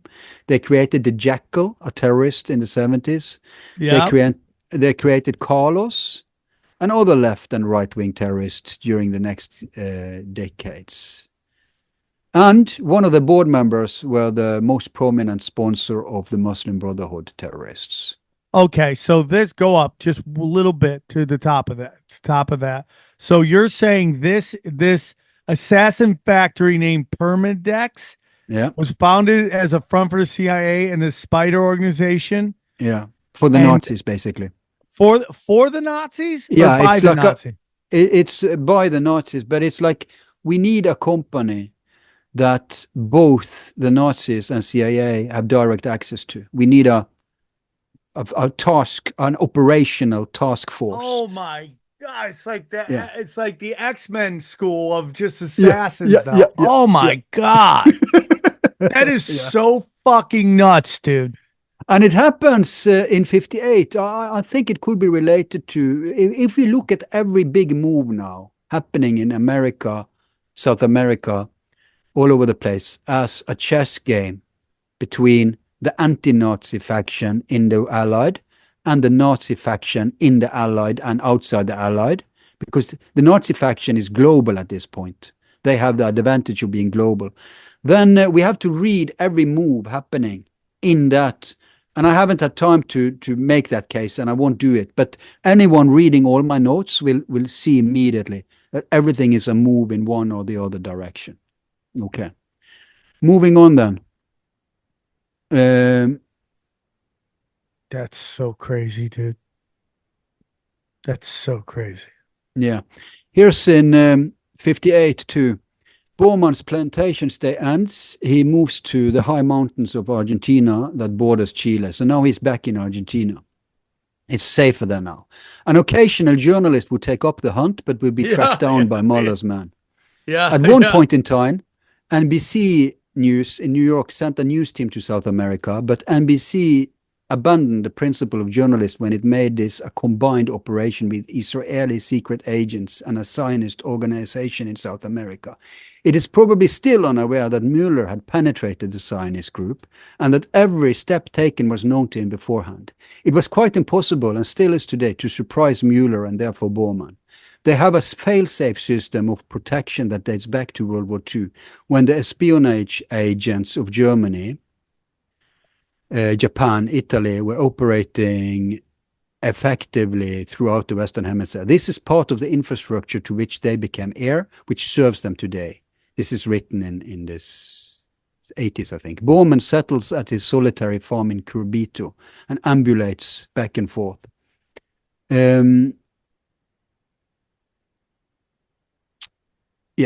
So Antarctica. Do you have any power at this point, or is he just on the run? No, it's both. Yes, he has power. But remember, corporate power is about papers, right? So he is on the run physically because he's one of the last known faces. And you'll see what happens very soon. But let's go back to Antarctica. The year after they nuke Antarctica, then they make this Antarctic Treaty and sign it, prohibiting military activity and establishment of military bases on the continent, weapons testing, and nuclear explosions. Why do they even have to say that? I mean, I think it's huge what happened the year before, and I think that's also the reason this is set up the year after. I think maybe they think we finished off their bases. I don't know. You can speculate. Why did I include Paraguay? Yeah, Bormann and Mengele is kind of on the run now. You can see here Bormann health turns worse, and they call Dr. Otto Biss, who examines Bormann and Mengele. He observes that Bormann has a scar on his forehead, and that other than a recurrence of his gastritis, whatever that is, he was in good health. Now comes the Eichmann case. Here's what happens. Bormann, you have to understand, one of the reasons ex-Nazis hated Bormann is because he was controlling the funds. And he said, look, I'm the party treasurer, and it's my job to guard these funds. So you get nothing. Everybody came to, Odessa was true believers. So they organized Nazis out of there. But then, in order to facilitate their survival, they were dependent on Bormann and funds. He took over everything. And he basically eroded Odessa with Die Spinne. And he didn't care about the former Nazi cadres. If they could be of help, yes. But for example, they threw Eichmann out. Eichmann stopped living off the secret Nazi retirement funds and just was a poor worker in Buenos Aires with a family, calling himself Ricardo Clement. He had kids, he has wife. I think he was working in a car factory or something. And then these Israeli agents who was hungry to get someone were fed by the Bormann faction, Eichmann's whereabouts. And they came for him. So what the note says, he's abducted off the street by Mossad officers. This creates huge waves and shock, even internationally. We thought it was over. We were supposed to have a peace deal, right? You got Israel. Mengele gets cold feet and moves permanently to Paraguay. Bormann crime networks promptly tells Prime Minister David Ben-Gurion and Mossad chief Isser Haral that finance for Israel will end if any further Fourth Reich Nazi war criminals are pursued. Israel strikes a deal with the Bormann group that there will be absolutely no more Nazi hunting for big shots and are henceforth preoccupied with consolidating their state. Remember, by 1976, the Federal Republic of Germany had, since the founding of Israel, paid out 85.3 billion marks to survivors of Holocaust. Yeah, and they're still paying that shit. It's hilarious. Still paying. But still paying. It's like what you don't ridiculously stupid. But what you don't know is that the load of that payment were done by the Bormann organization. So they paid most of the German payments to Israel. And that's why they had leverage over Israel too. So it has drawn many of the brightest Jewish businessmen into a participatory role in the development of many of its corporations. And many of these Jews share their prosperity most generously with Israel. So what I'm saying here is that the Bormann organization has recruited many bright Jewish businessmen into their corporations. And these Jewish businessmen share their prosperity with Israel. So one Jewish businessman arrived quite unknown with Bormann money as his leverage. Today he is more than a millionaire, a quiet leader in the community with a certain share of his profits earmarked as always for his venture capital benefactors, meaning Bormann. This is taking place in many instances across America and demonstrates how Bormann's people operate in the contemporary commercial world, in contrast to the fanciful nonsense with which Nazis are described in so much literature. So much emphasis is placed on select Jewish participation in Bormann companies that when Adolf Eichmann was seized and taken to Tel Aviv to stand trial, it produced a shockwave in the Jewish and German communities in Buenos Aires. Jewish leaders informed the Israeli authorities in no certain term that it must never happen again because a repetition would permanently rupture relations with the Germans of Latin America, meaning Nazis, as well as with the Bormann organization, and cut off the flow of Jewish money to Israel. It never happened again. And the pursuit of Bormann quietly quieted down at the request of these Jewish leaders. He's residing in Argentinian safe havens protected by the most efficient infrastructure in history, as well as all those prosperity. Personal invitation is the only way to reach him.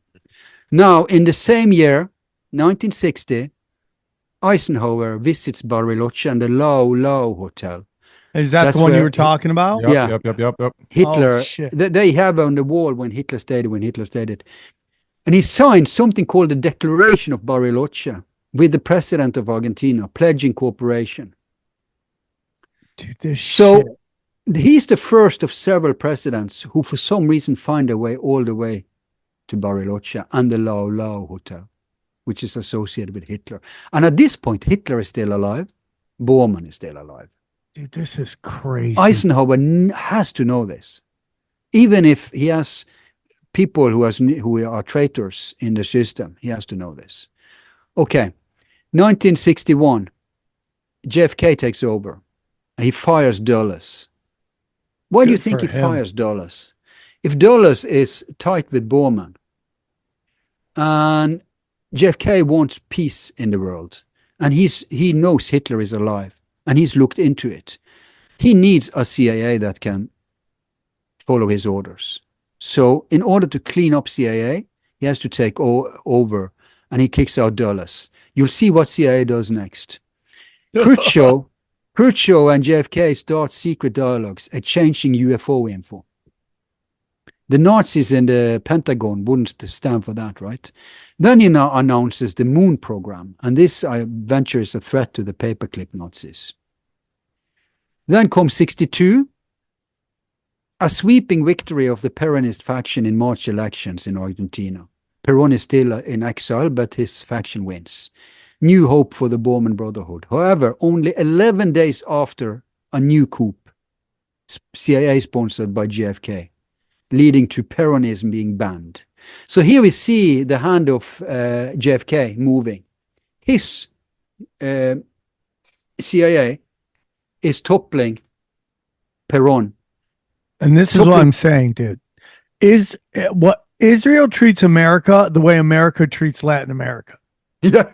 Like this whole thing right here. Like, just, dude, Matt Gaetz is going to be Attorney General. Nope. Yeah, That's it not didn't happen, happening. And I put in this. And now she's you got so like bad. these Nazis are working with these Zionists. It's so crazy to me, dude. It's so crazy to me. But it's not that crazy if you see what the Zionists are doing. I suppose 50 years from now, whoever left calling themselves Palestinians can have these extra permissions that Zionists are taking today, right? Because of their Holocaust. Okay, so I think that's the reason why South America has been so important after the war. I think it's because of this covert war. That's why America want to control it. So Hitler reportedly dies in 62, only with his 2 bodyguards at the age of 72. This is the most safe date, we think. Of course, it could just be one of the many. Now he dies and we move him somewhere else, right? But most of the trails die off here. So I think by 62 he's dead. So he had 45 to 62. He had 55. He had almost 20, 18, 17 more years to build the Reich, but never managed to build it overtly. Bormann wasn't interested in that. If Hitler had been saner, younger, more rational, and he didn't have Bormann made it so that Hitler needed him. but Hitler really wouldn't need him to begin with because he had many brilliant people. Then he could have built a Reich. It could have become true. But Bormann didn't spend the money on helping ex-Nazis, so they hated him. He just spent the money on building up his own power base. And whoever was, like Mengele and Barbie was on his good side, so they were helped. Eichmann was thrown to the wolves. Okay, 63. JFK quietly proposes to Khrushchev to cooperate to reach the moon. Shortly before his assassination, Khrushchev accepts. JFK orders CIA to exchange UFO information with the Oh, US. yeah, here we go. Right? This gets him in trouble, right? Nobody talks about that. Especially if Nazis. Then he's assassinated by a German Mauser rifle only produced for Argentina. Now, Jim Garrison actually manages to reveal that Permindex is behind the practical part. Permindex, the Murder Incorporated, the Nazi. Yeah. No, but the problem for Garrison is that he didn't understand they were Nazis. He just saw all these weird people collected by this weird front company. He died not knowing they were Nazis. But he did the brunt of the work unraveling it. And he saw all these anti-communist Cuba people, right? That was, all of them were hired by these people, Clay Shaw and other former Nazis, intel people, corporate people. And so maybe they were not ordering the hit, but whoever ordered the hit on JFK, and I think like Joseph Farrell, it was coalescence of interest. Whoever did it, they had to think practically. Who are we physically going to do this? The only people I would use if I was them were die Spinner, meaning in this case Permindex. Much safer than using even CIA troops, okay? So I think the reason some files are still in CIA is not because it says CIA is behind. We already know that.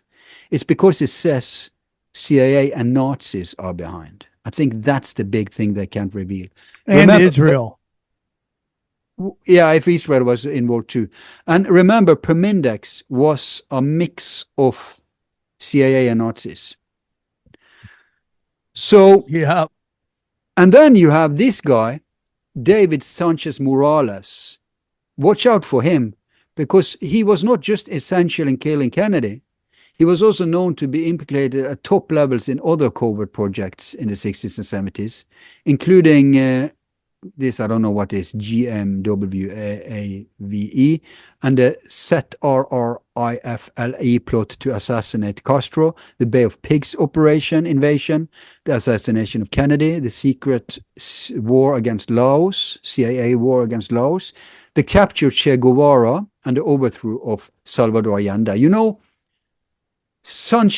David Sanchez Morales and Klaus Barbie was together. Well, actually, we come to that when they took down Che Guevara. So Nazis took Che Guevara.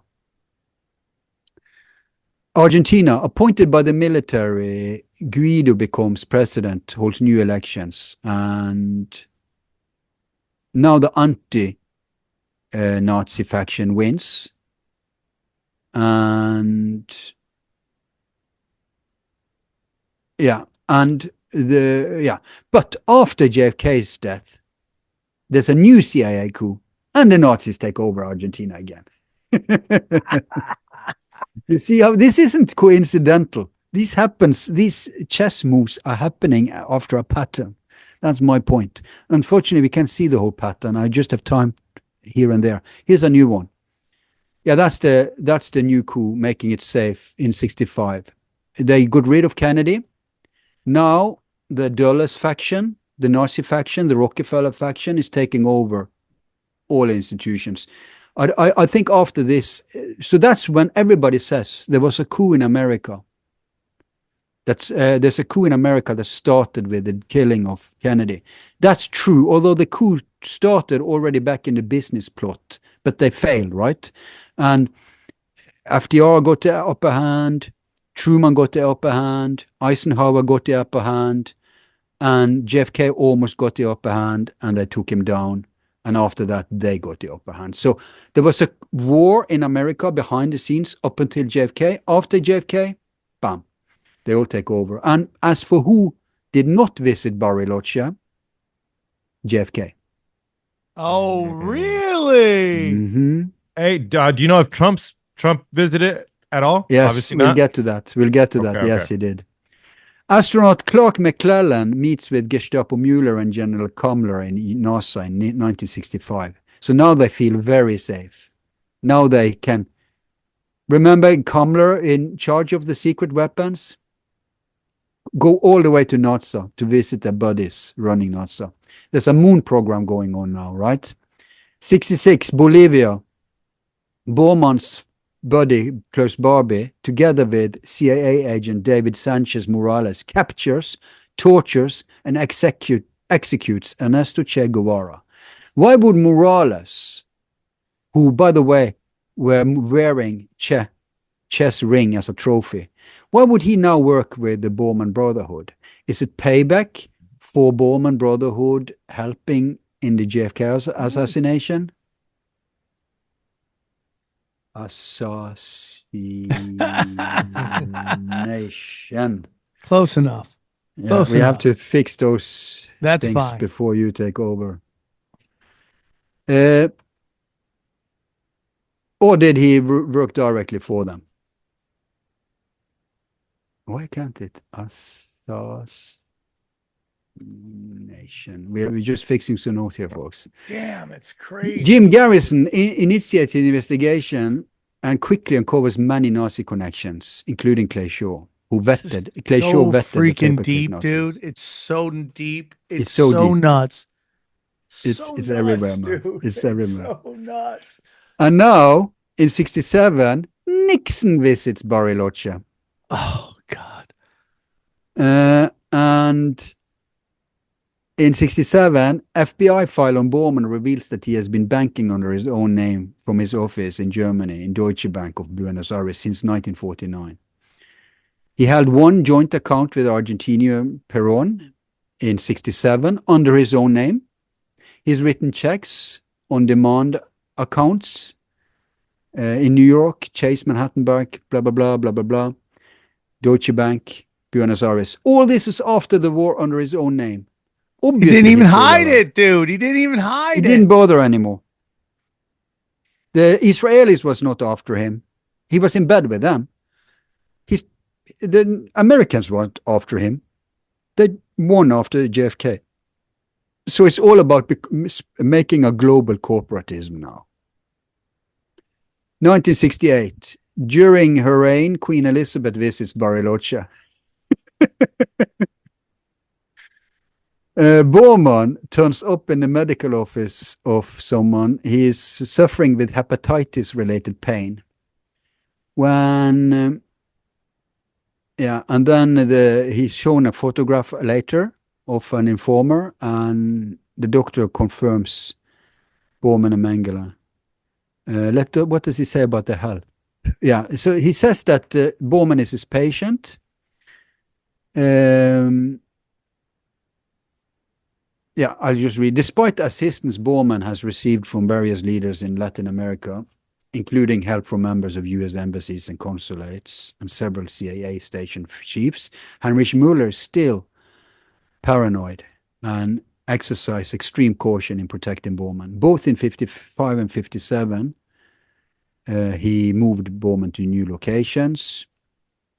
Then Müller leaks the story of Bormann's death, repeating the old ploy of providing a body in a grave marked Martin Bormann. Each time an exhumation takes place, it is found to be the remains of a deceased Indian, although one was that of an Israeli agent who had gotten too close to his target.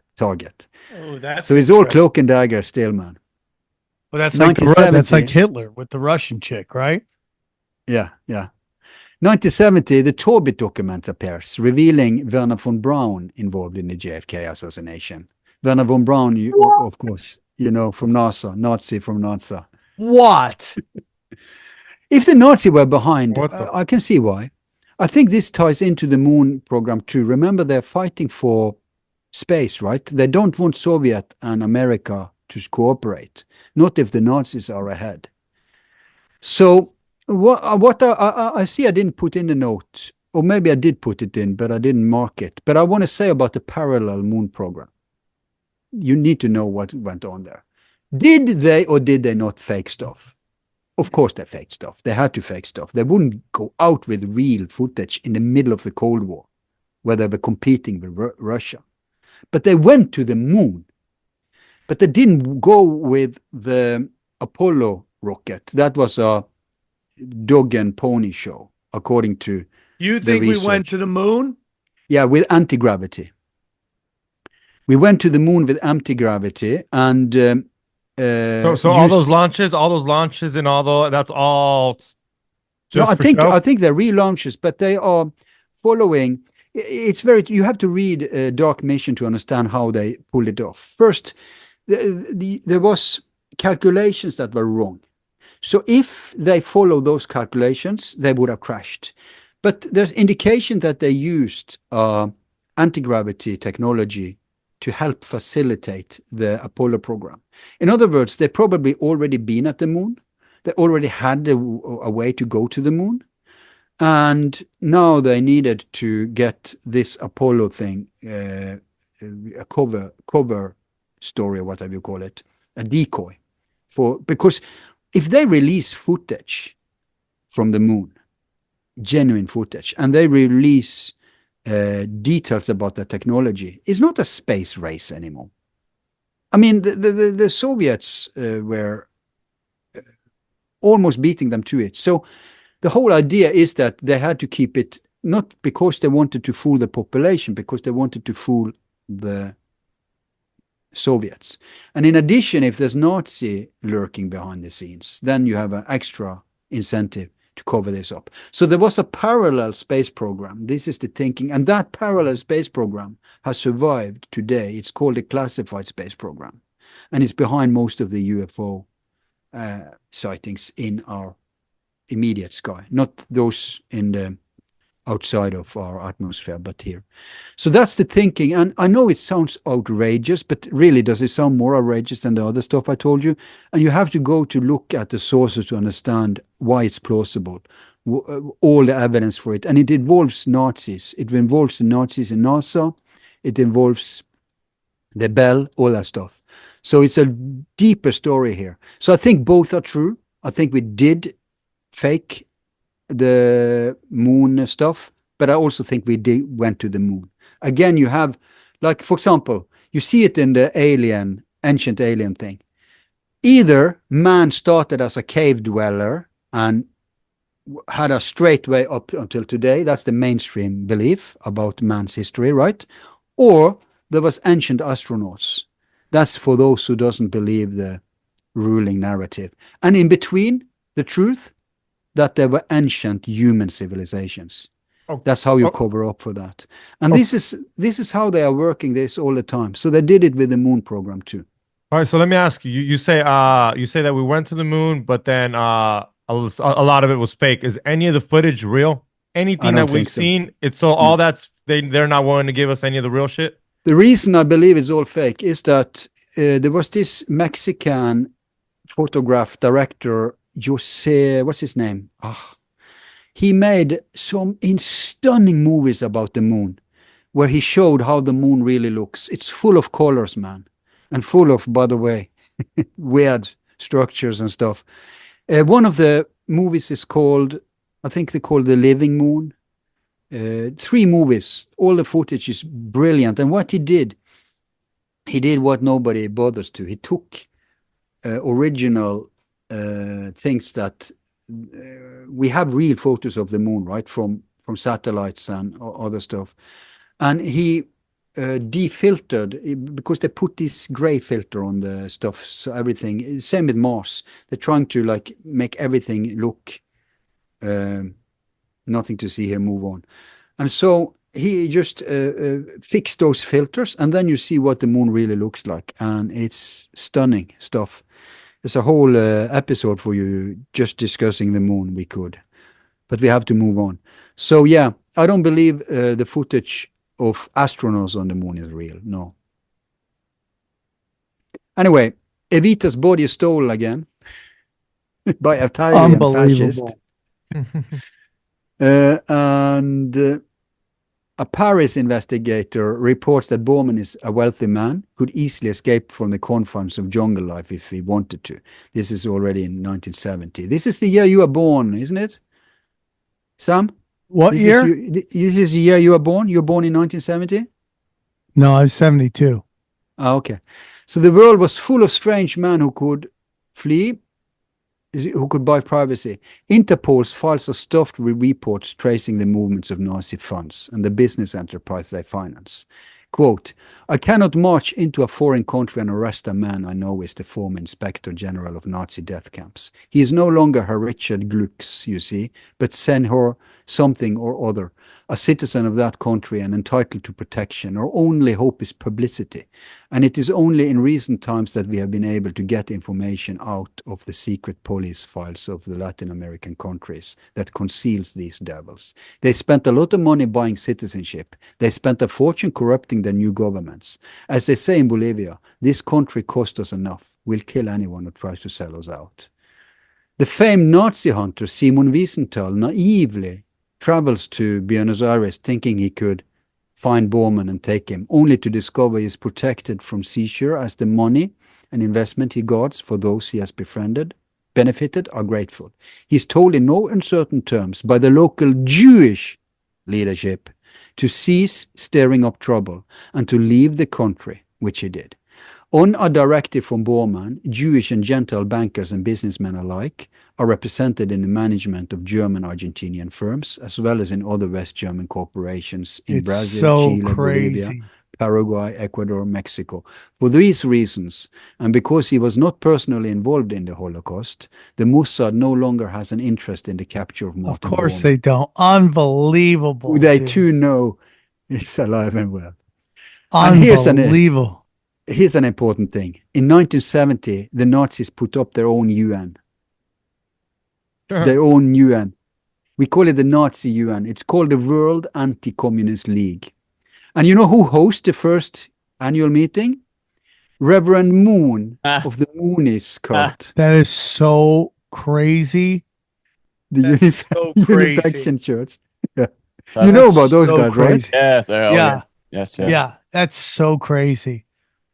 We'll skip the propaganda duo thing. P2 Lodge is too complicated. It involves CIA, Vatican Bank, Cosa Nostra, whole source. It's the Godfather, the third Godfather movie is all about this thing. But we don't have time for that. Then we have Bolivia, 1971. A scandal forces the government to take action, revealing its links to Bormann Brotherhood. And quote, the Bormann Brotherhood, a shadowy organization involving former Nazis, is established with the goal of furthering Nazi ideology and potentially rebuilding power. This group is involved in arms trafficking, money laundering, and drug smuggling, operating through fronts like blah, blah, blah, and utilizing figures like Klaus Barbie. Klaus Barbie. Yeah. Klaus Barbie. Yeah. And then This is crazy. your year, Sam. My 72, year. Chile. As a direct consequence of Revelation making headlines, because what I didn't tell you is now people, like those 3 books I told you in the beginning, Yeah.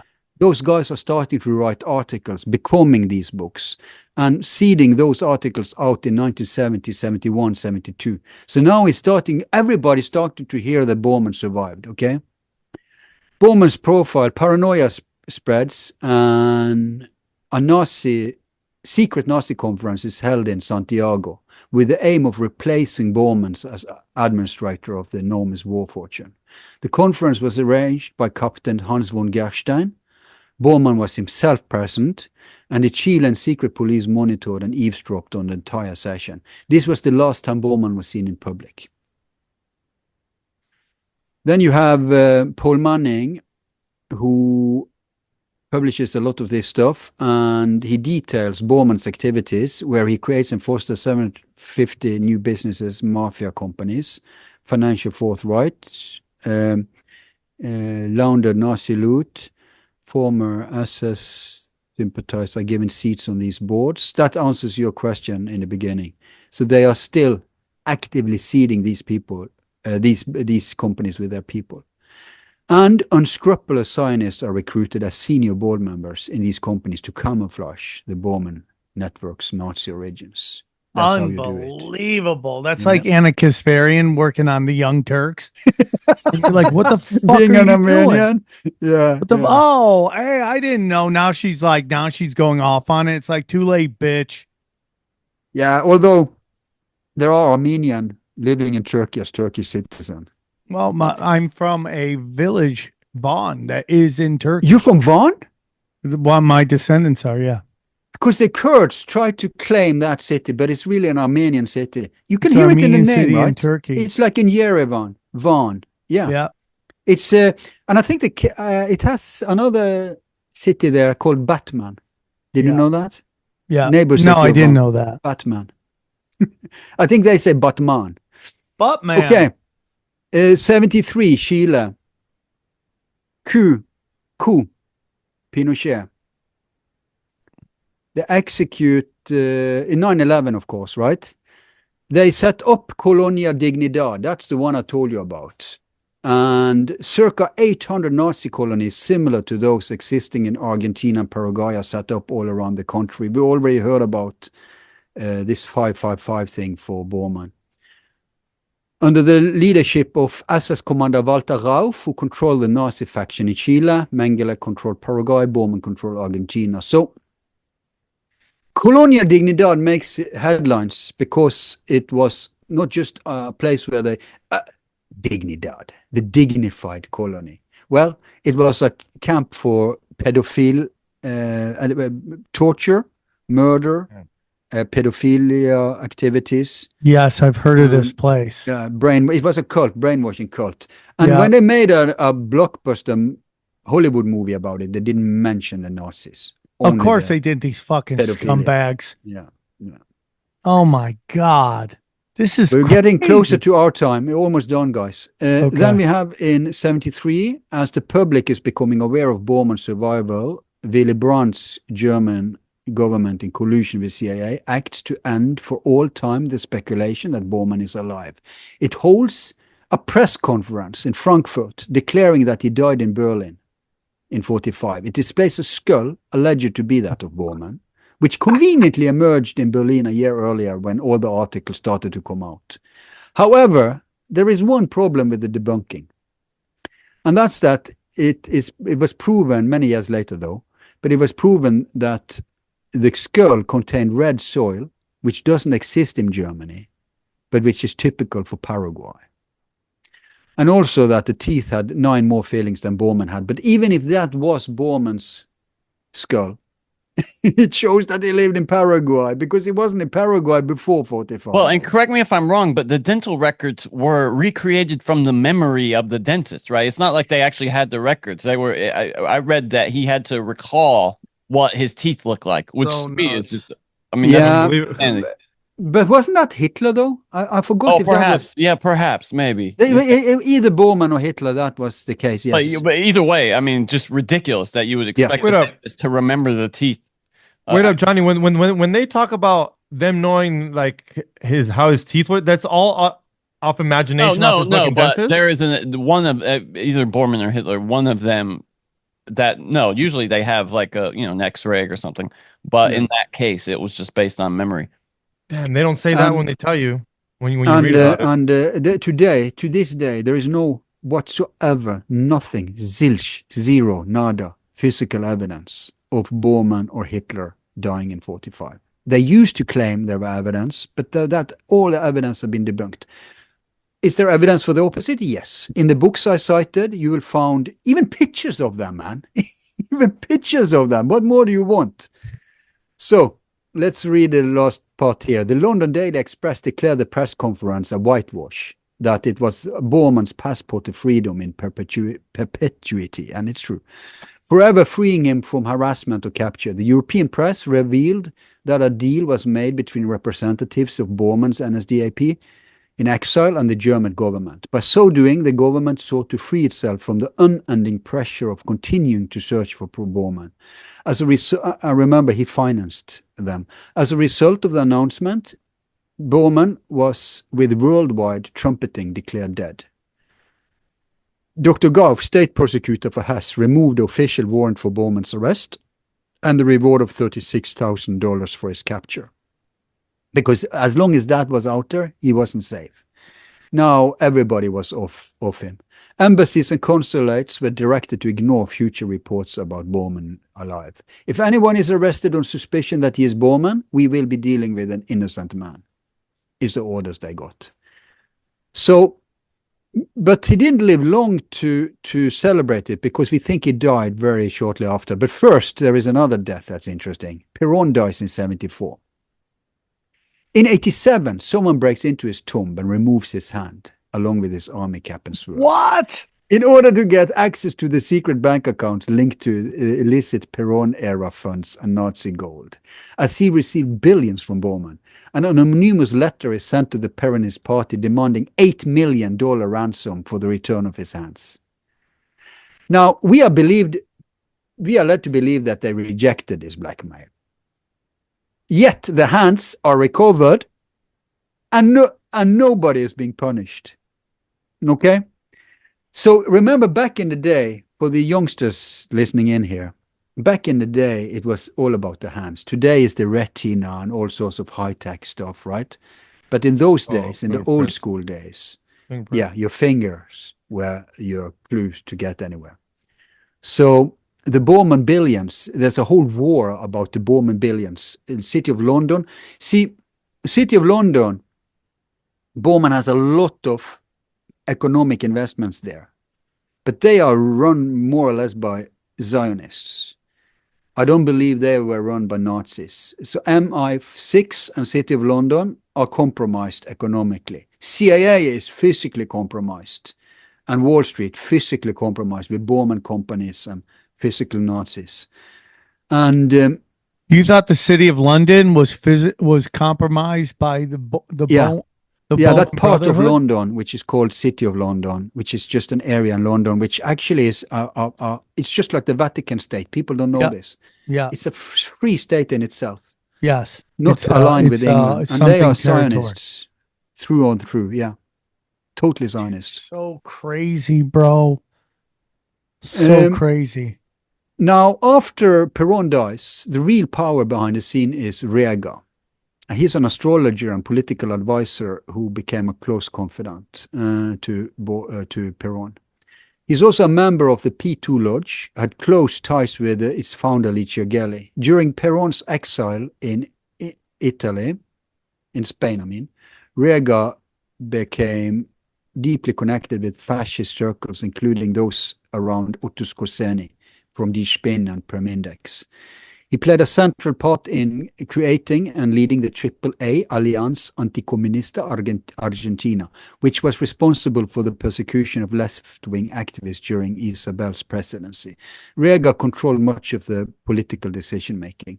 Through these connections, members of the French heroin route were introduced to the AAA. It would become key contributor to increasingly uncontrollable conflicts in Central America during the 80s.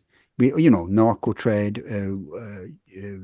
guerrillas, and weapon dealings, where left-wing groups were pitted in counter-gang warfare against fascist death squads. Prominent among these death squads, controlled by the Spin and CIA, was Mano Blanca, White Hand in Guatemala, led by blah, blah, blah, who was also a member of the World Anti-Communist League. Remember the Nazi UN. And he eventually ran for president. So we see it creeping up towards America, Middle America too, not just the Deep South. During the president of Isabel Perón, the corpse of General Pedro Aramburu is stolen. There's a lot of stolen corpses. And they attempt to negotiate the return of Evita's body. There's a whole story about the bodies here, but I'll move on. Some estimates of, I told you this, 1 trillion in today's money. 75, having lost Bormann and Hitler. Yeah, didn't I say that Bormann died? Where did Bormann die? Did I say that? Yeah, you said that they found his dental records. You were talking about it was about Bormann, right? No, that was when they were faking his death. Yeah, Yeah, so Bormann is dead by, I think we're safe to say that he's dead by 75. He could have died in 72, 73, 74. We know from often when we get reports is from doctors. Why? Because they can't just call a Nazi. They need a good doctor, an expert in whatever ailment they have. And then there's a civilian. And those are potential leaks. Also for their face job. You asked if Hitler still had a mustache, but I know that some of the Hitler researchers claim that both Bormann and Hitler attempted face jobs, which were very rudimentary back in the day. But why are the Nazi-friendly dictatorships falling in South America? I think it's because Bormann, after the death of Bormann, you don't really need to physically hide anymore. I'll just read this note before I muse on it. Having lost Bormann and Hitler, the Nazi-friendly dictatorship, fearing Soviet influence, launched Operation Condor with the CIA. Yeah, okay, that's where they are causing havoc. You can read his note. 82,000 killed, 30,000 disappeared, 400,000 imprisoned. It's so deep. Argentina, Chile, Uruguay, Brazil, Paraguay, Bolivia, Ecuador, Peru. So all the Nazis, it's like, okay, we lost our leaders. Now one last ditch effort. They band together and almost becomes a Reich. It becomes like a lot of junta states. Then we have in 76 a coup against Evita's body is moved again. So Evita's corpse is stolen and moved 16 times in total until 76. With a policy now exclusively directed towards subjugating and genocide against developing nations and the earliest possible nuclear collision with the Soviet Union, the Rockefeller-dominated Atlanticicists pulled the Spinner out of its decade-long detente period of inactivity, where they unsuccessfully tries to impose they try to impose fascism with a human face during the 70s, okay? So now in 76, from 65 to 75, now they will display its true face as Nelson Rockefeller, Henry Kissinger, and the old boys at the Foreign Intel Advisory Board. There we with go. The CIA sent the global Nazi terror network on a new rampage. In Washington, D.C., they assassinate Orlando Letelier, former cabinet minister of Allende. They had just previously deployed the Spinner to stormtroop through the streets of Greece, protesting that the junta fell. And then the Phalange War atrocities in Lebanon, helping actually Israel. In further Phalange War atrocities, in the terror episode where a jet was hijacked by a Croatian Ustashi, there must be some, in pirating a Soviet MiG to Japan, in continuing murder of blacks in South Africa to attempt to trigger a continental racial bloodbath. The Spin is also used in AAA fascist assaults on revolutionaries, workers, and Jews, causing sudden and nightmarish revival of Nazism in Argentina, and in CIA-directed assassination plots against pro-debt moratoria third world leaders, including Prime Ministers Manley of Jamaica and Forbes of Guyana, as well as Guyana's Foreign Minister Fred Wills. The operatives ordered these world leader assassination at a meeting of Gusanos, which are Cuban exiles in Miami. The Caribbean wave of Gusano terrorism culminates in the brutal bombing murder of 73 people aboard a jet of Barbados. These events shocked the world into awareness that the Spinner, run by Bormann and the Rockefeller brothers since World War II, not only continues to exist, but now plays a preeminent role in the Rockefeller-Kissinger-Carter foreign policy. Apart from South America, among European movements they sponsor are destabilization of the Italian Republic with the Sicilian separatist controlled by Zuccarello, a member of both the Italian fascist MSI and the Spanish Fuerza Nueva, working for Licio Gelli, the head of P2, Corsican separatists, the Basque movement, the Turkish Grey Wolves, and a number of other regionalist violence-oriented groups. Their assigned role is to act as battering rams against the existing national states of Europe. They are all controlled and deployed by the same financial and strategic interests which once launched both the Mussolini and Hitler movements. Hey, Al, we got to wrap it up. We have one more note. One more note. Okay. I'm fine. Everyone. Yeah. This is just showing you who visits Bariloche. Carter in 77, Pope Paul in 82, President Reagan has been there, Clinton has been there several times, Hillary, even all the popes. Hillary even went there on her own. Bush, of course. You can see here, even Jeb Bush. You know, he was in 15. They thought he was becoming the next one. Yeah, so they sent him while he was exploring if he was running. Prince Harry has been there. Obama's been there. Rex Tillerson. My God. Donald Trump. Why are they all going there? It's insane. Because they're kissing the ring, dude. I think out of that freaking hotel. Yeah. What's the name of the hotel? And I'm going to wrap it up now.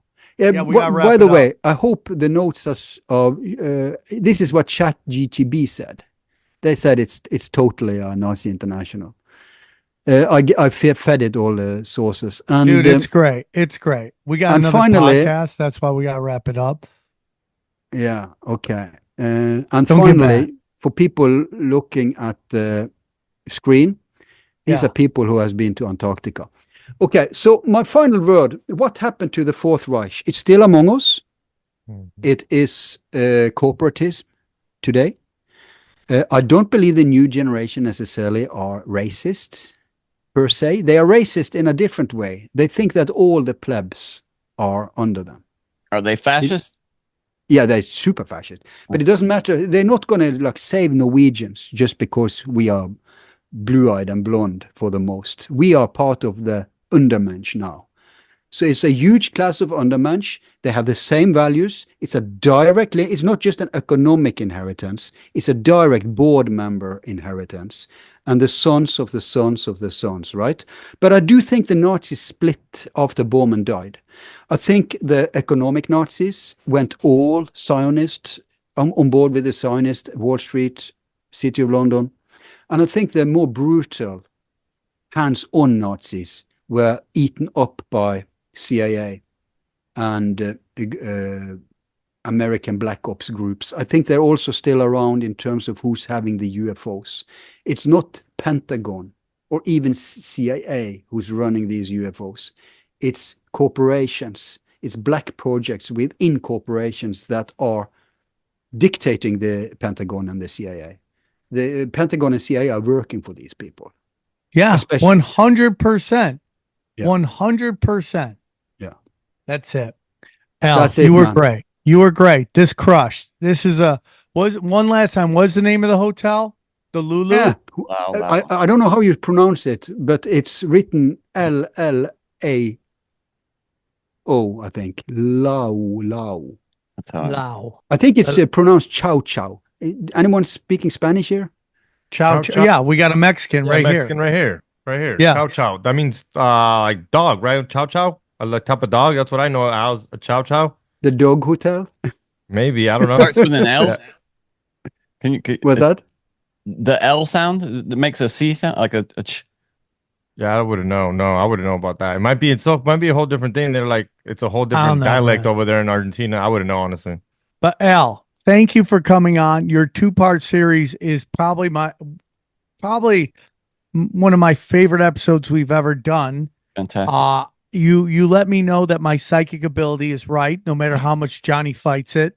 I am right. More than now, I have the details. Sorry, and Johnny. I appreciate you. One more time, tell them where they can find you. Yeah, so go to forumborealis.net or search me on YouTube. No, it's a horrible website. Don't show it to people. Don't show it to people. Go to YouTube or go to Spotify. I would say podcasts are your best bet. All right, and we have many shows. Yeah, we have many shows about that. You're Dude, a great you guy, Al. crushed. I really enjoyed it. Al, we really enjoyed your presentation. Likewise, guys. Please send me these notes. I won't share them. I just want to Mark read will them. send them. You know, you can share them. I hope listeners stop the video and read all the notes because there's We're so going much to more. we're gonna put it out. We appreciate you. Let's get it. Let's break down this episode. Damn. That was mind-blowing, dude. How deep it goes, and it makes sense to me. When you realize that it's like a cabal of Nazis working everywhere. I mean, dude, that NATO with the swastika right in the middle. Come on, what do you guys think, Xavier? I think we could have used a part 3. He kind of skimmed through a lot. We were pushing it, but he was dropping facts and knowledge. And like Sam was right, the Nazis never lost the war. Yeah, I'm telling you, dude. Johnny, you should trust me more. I know what I'm saying. What does it sound like losing to you? Because I mean, Bormann and all these people, they're just in Argentina hiding. Does that sound like money? And by the way, hiding is hanging out, eating shrimp cocktails, swimming, banging Latin chicks. In South America. Have you ever seen South Argentina America. and Peru and Nicaragua? When you got money, it's nice. Oh, come on with your Nicaragua.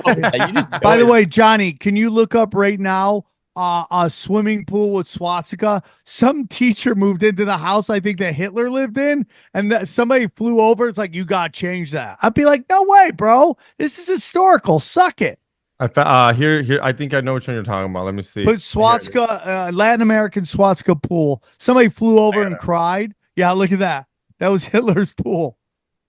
And now a teacher lived there. Are you sure? Yeah, it says teacher forced to remove giant swastika. No, I mean, that's the Hitler house? Really? Well, who puts a swastika in their pool if you're not Hitler? What teacher's like, I'm just going to put it here? I just thought he was saying he was in, I thought he was saying he was in Argentina, right? Yeah. Well, all I typed in was Brazil. Nazi pool Argentina, and that came up. So it has to do. Has to This be is hers. in Brazil, though, is why I'm asking. Oh, maybe it was Brazil. We don't know. He moved around. Johnny, shut up. Guys, we're not going to go long into it. All-time great banger. All-time great banger. Now you find out that a guy who ran IG Farben that basically built up the Nazi military, founded the Bilderberg Group. Come on, man. That's crazy times. Guys, if you go to SamTripoli.com, you will be able to see I have dates, bumpa. Tampa Bay next week. Tickets are moving. I'm so thankful, Tampa Bay. Florida treats daddy belly good, okay? Cancun, Batavia, Columbus, Ohio, Pottstown, PA, Morristown, Phoenix, and dude, a whole bunch of new dates are coming. Daddy's basically booked out 2 weeks every month all the way to May. I'm very excited because that's all I want to go out. I want to hang with my kids. I love my kids. They're going to be old someday. Gonna think I'm an asshole, so I'm going to hang out that. Go to SamTripoli.com. You got all my dates. My premium content is fire. We're getting back into the Johnny Cash. We're getting back into it. Premium $8. You're going to get multiple stuff every week. Deep dives into the deepest of deepest stuff. Most people would never understand what we're talking about on this show, but you do. You do that voodoo. So join me. $8 a month. You get multiple deals. Cash Daddies is fire, dude. Our numbers are up. People are loving it. Look, our numbers are up. We will be past 1,000 people very soon. For $20 a month, you will be able to get daily updates on what you should invest. Calls, puts, right, Johnny? That's right. Yeah. Howie's been killing it lately. It's also, the cool thing about it is the community. It's not just Howie, it's not like Howie is our guru there, although he is very much, enlightened with respect to finance, but people are swapping ideas. Some of the best ideas that have been shared in the group have come from the group is the great thing. It's a real sense of community over there. I like that. I love it. What else? Oh, t-shirt. Go up the t-shirt real quick. Up. There we go. T-shirts. Look at that right there. Ooh. Once we got the ugly sweater back again, and we have the podcast Eskimo Brothers. That's banging, dude. That is a banger right there. Hey, Sam, are you still for these couple shows coming up? Do you have that secret shirt or is that? Yeah, we sold out last time. The secret shirt sells out every time. Is it the same shirt? Right now, yeah. I'm trying to think about what the next one is going to be. Who else? What else we got? Chaos I I want to make a Hitler secret shirt, but that might be too much for anybody. Yeah, you can wear that. Go to what? You're not meant to wear this anywhere. It's meant to be a collector's item. Okay. Should I make a shirt that says Hitler, #1 Zionist? You know what I'm saying? So it's our day. Okay. Anyways, chaostwins.com. Go check out that. Second episode's coming out. Second issue. I'm so excited. It's one of my proudest things I've done. I want to grow this thing into a juggernaut. Chaos Twins, everybody loves it. We're just going to we're already working on episode 3, issue 3. So grab that. And then we have all of our cameos are going. Buy gold and silver. Rife Technologies. He might be shutting it down. So grab your machine now. He might shut it down. He told me. He's like, I think he's at the end. He's enjoyed doing it. Time to shut down. Cure hydrogen brown gas. Harley Ray. Candles. Dude, I have to have a meeting with the chemical free body people, Tim James, and get my own supplements going. Joel Staley will get you in shape. EMF rocks. Listen, those Faraday bags, that dirty electricity, how can you fight it? This is how you fight it. Prometheus, if you're looking for a decentralized website. And then, you know what? How did he ask such great questions? Ooh. Reign Supreme. How did Xavier Guerrero sound like a natural born American? Okay. Brain Supreme. If you're here illegally and you want to sound like you were born here, try Brain Supreme. Damn Trips 15. Get it to win it. Micro dosing. And then we're about to go even bigger on the website with our own Discord. So you're going to be able to, you're not even have to be on Discord. You can be on SamTripoli.com talking about everything. Anything else, guys? Hit that like button, subscribe, and go to XG Marks the Spot on YouTube and go check out my vlogs over there. I got a lot of dope stuff coming out. Johnny. Check out the new Broken Sim. We just did a Thanksgiving special. It should be out very soon, probably tomorrow as you're listening to this. All right, guys. Who loves you? Tinfoil Hat loves you. We hope you had a great Thanksgiving, and we hope you had time with your family. And we're ending the year strong. We got what, 3 more weeks of shows for you. Another great year. We're still here. They try to kill us. We're still around. Enjoy these highlights. Here's a clip from the latest Broken Sim. Have you read the books? Have you read the Fourth Turning? No. That's the guy who invented Gen X. I'm pretty sure he came up with that name. I'm always like, who names these generations? No, he invented millennials. But he talks about the different personality archetypes for each generation. So we're a nomad generation, and you're not going to like this, his generation, hero generation. It's the same generation. What do you mean by that? That could mean a lot of stuff, hero. That could be like, I'm going to be a hero to other people. No, it's just the archetype for that generation. It's just that it doesn't mean that they're all heroes, but like the GI generation where they were in the history block, there's 80-year history blocks that repeat themselves. Yeah. And the last history block, the World War II generation, was his slot. Oh, interesting. And we were like Gen X, in his day, George Washington was Gen X. Yeah. In his day, I think Eisenhower was Gen X. Oh, that's so interesting. So they just repeat themselves. Every 80 years. Wow. You love conspiracy theories. Oh, this isn't a conspiracy theory. It's called? It's just a way that they organize history, these historians. I'll read that. So that you can remember when all the shit happened. Yeah. You get everything confused. I'll totally read that. It has some predictive power, too. Oh, and he predicted, oh my gosh. He had this book called The Fourth Turning. It came out in 1997, so it was written in 96.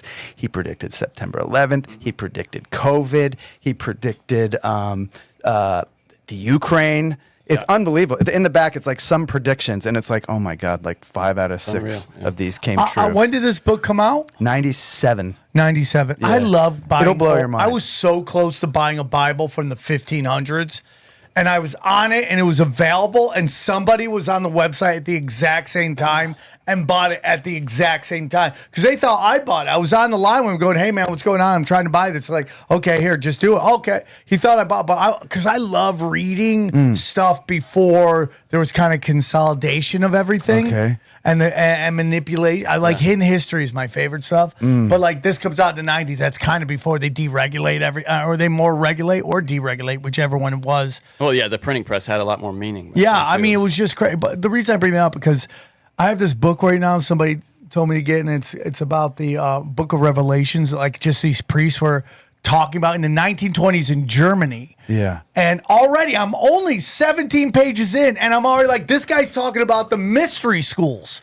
And I go, I thought the Christianity didn't want anything to do that. And you're like, here they are having a meeting about Christianity, talking about mystery schools. Well, I don't know what that is. What is that? The mystery schools are the old gods from way back in Babylon and all that stuff with like the occult, what they talk about. Not to get too conspiratorial, but I just find it's like, I think we were getting corralled into certain things. In reality, it's like our world and is so much more interesting and mystical and magical, and that they don't want us to believe in any of that stuff. By the way, 1930s rolled around. They must have felt like they chose the right subject to study, huh? Revelation, those guys. I bet they all thought the world was ending. Well, especially in Germany, just after World War I. And they're just having this meeting where this guy's breaking it all down. Oh, man, it's so interesting. And just getting down and reading, like, I love to read. Even though I'm not the best at it, I'm just looking up words. Like, what? And this guy's just having a conversation, and I have to look up words that he's saying. It's crazy to me, but it goes back, like, are we missing certain skills? Like, to be able what about, like, apprenticeship? That's just completely died. I mean, my dad he went to study welding with someone who was, my dad's a blacksmith, he shoes horses, and he had years that he was just working for another man and learned his trade. The patience to learn the skill before you make the money. Right, exactly, yeah. The internet and like American Idol is like, no, go right to it. Skip all of it. And I do really feel like, what's her name? Kelly Clarkson. She seems to be able to be one of them that has held on to it for a long time. Yeah. But it's like, I'm sure they don't show you the 10 years of pain every one of those contestants went through before they went on that show. Yeah, 100. It's like this overnight thing, and like that is the worst part of it. Yeah. I talk to all my comedian friends. We'll talk comedy forever. Never talking about the theaters they're playing. They're always talking about, I was at this open mic. I did this shitty gig. We went and did all, and now you're cutting all that out. I loved hearing all that. Like I started listening. I guess the first podcast I started listening to was Mark Maron. Yeah. And I had no idea there was like a technical side to stand up. And I mostly listened to stand-ups podcasts.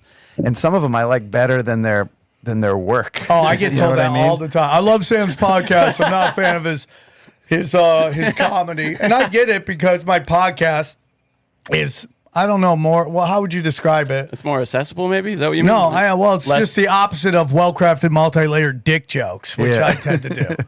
That's just my sense of humor. But you guys are the best artists, and you have the least amount of shit. You just have a microphone, which blows. Like, if you're a filmmaker, you have all these fucking things that you can trick everybody with. But you guys have a microphone, that's it. And sometimes you don't have a microphone. And you guys take the longest to develop. I was listening to like Louis C.K. Shane Gillis was on Louis C.K. and he's like, how long you been doing it? And he's like, I don't know, 10, 12 years. He's like, oh, so you just started. When people tell me, they're like 9 years. I go, okay, you got a year until you just begin. Just think about what else takes 10 years being a doctor. Yeah. Because you're learning literally Jedi mind tricks. You're learning how to mentally manipulate people, manipulate energy, manipulate in just your cadence alone. And the greats are like cult leaders, and they just get you thinking like one. Yes. And that's why when a comic stumbles over his words, everybody wakes up. And then he's got to put him back into the trance. And then you start thinking like he's thinking, boom, boom. And Shane Gillis is the best at it because, I mean, a master, and I mean this in all love and respect, the master of keep it simple, stupid. Yeah. He takes very advanced shit and makes it so simple to digest to the point that he sometimes doesn't even have to say the punchline and people are laughing. Yeah. You could really study his style. Oh, yeah. I love studying styles of comedy. Okay. I love it. I'm like a real nerd dork when it comes to that. Yeah. I think all y'all are. I love it, dude. Yeah. I love the art of it. The business side is what I hate. We all do. Yeah. Well, we're artists. If I could put out a tweet and sell out, I probably would love the business side too, but it's the constantly working and all that stuff. But it's like killing in a room full of strangers. There's no better feeling in the world. My God, I'll never know it. I've had some weird shit. Like, I've done some great stuff, party-wise, with the ladies. Nothing compares to killing in a room of just complete strangers. Oh my! Any God. impulse to do live events, man? Yeah, I have ideas to do live events, but I'm like, so there's this movie called Stalker. Have you ever seen this movie? It's a Tarkovsky, like a Russian film. Yes, you have seen it? Yes, I have not. He has. I saw it in college. Yeah. Okay, It's been so a long time. a stalker is like, it's sort of like a metaphor for artists. So a stalker is this guy who can go into this mystical place, like this, where like aliens landed and left this thing called the room. And he brings you into the room, and then in the room, you are confronted by your real, true soul's desire, whether you like it or not. I love that. And so the movie starts, he's guiding this one group of people who want to go into the room. But they've heard rumors about the last guy he brought into the room. And the last guy he brought into the room was a philosopher. And so what happened was he goes into the room. After he gets out of the room. Oh, and you also, I think you get the desire if you go into the room. And then after he comes out, it turns out just everybody just wants money. Like you go in there and it's just. There's nothing deeper. That's it. It's like, I switch to get paid more. He's making it in communist Russia, granted. But like I'm in that phase of my like career, I'm going into 50. I got kids too. Yeah. And like I burned a lot of energy and a lot of time. Like I always worked really hard. I'm a workaholic. And it's just now starting to bear fruit. And my brother's this really rich multimillionaire kid who's younger than me. He works harder than me and he's smarter than me. That's why he's richer than me. It's very basic. And it's just like, we talk about this all the time. It's just, everyone's got different energy. Yeah. And you can lose your mind trying to go, why aren't I where they are? You could lose your effing mind, dude. I call it the Elvis factor. He calls it the Hitler factor. I call it the Elvis factor. And it's just this thing where sometimes people are just drawn to you. You just don't know why it is.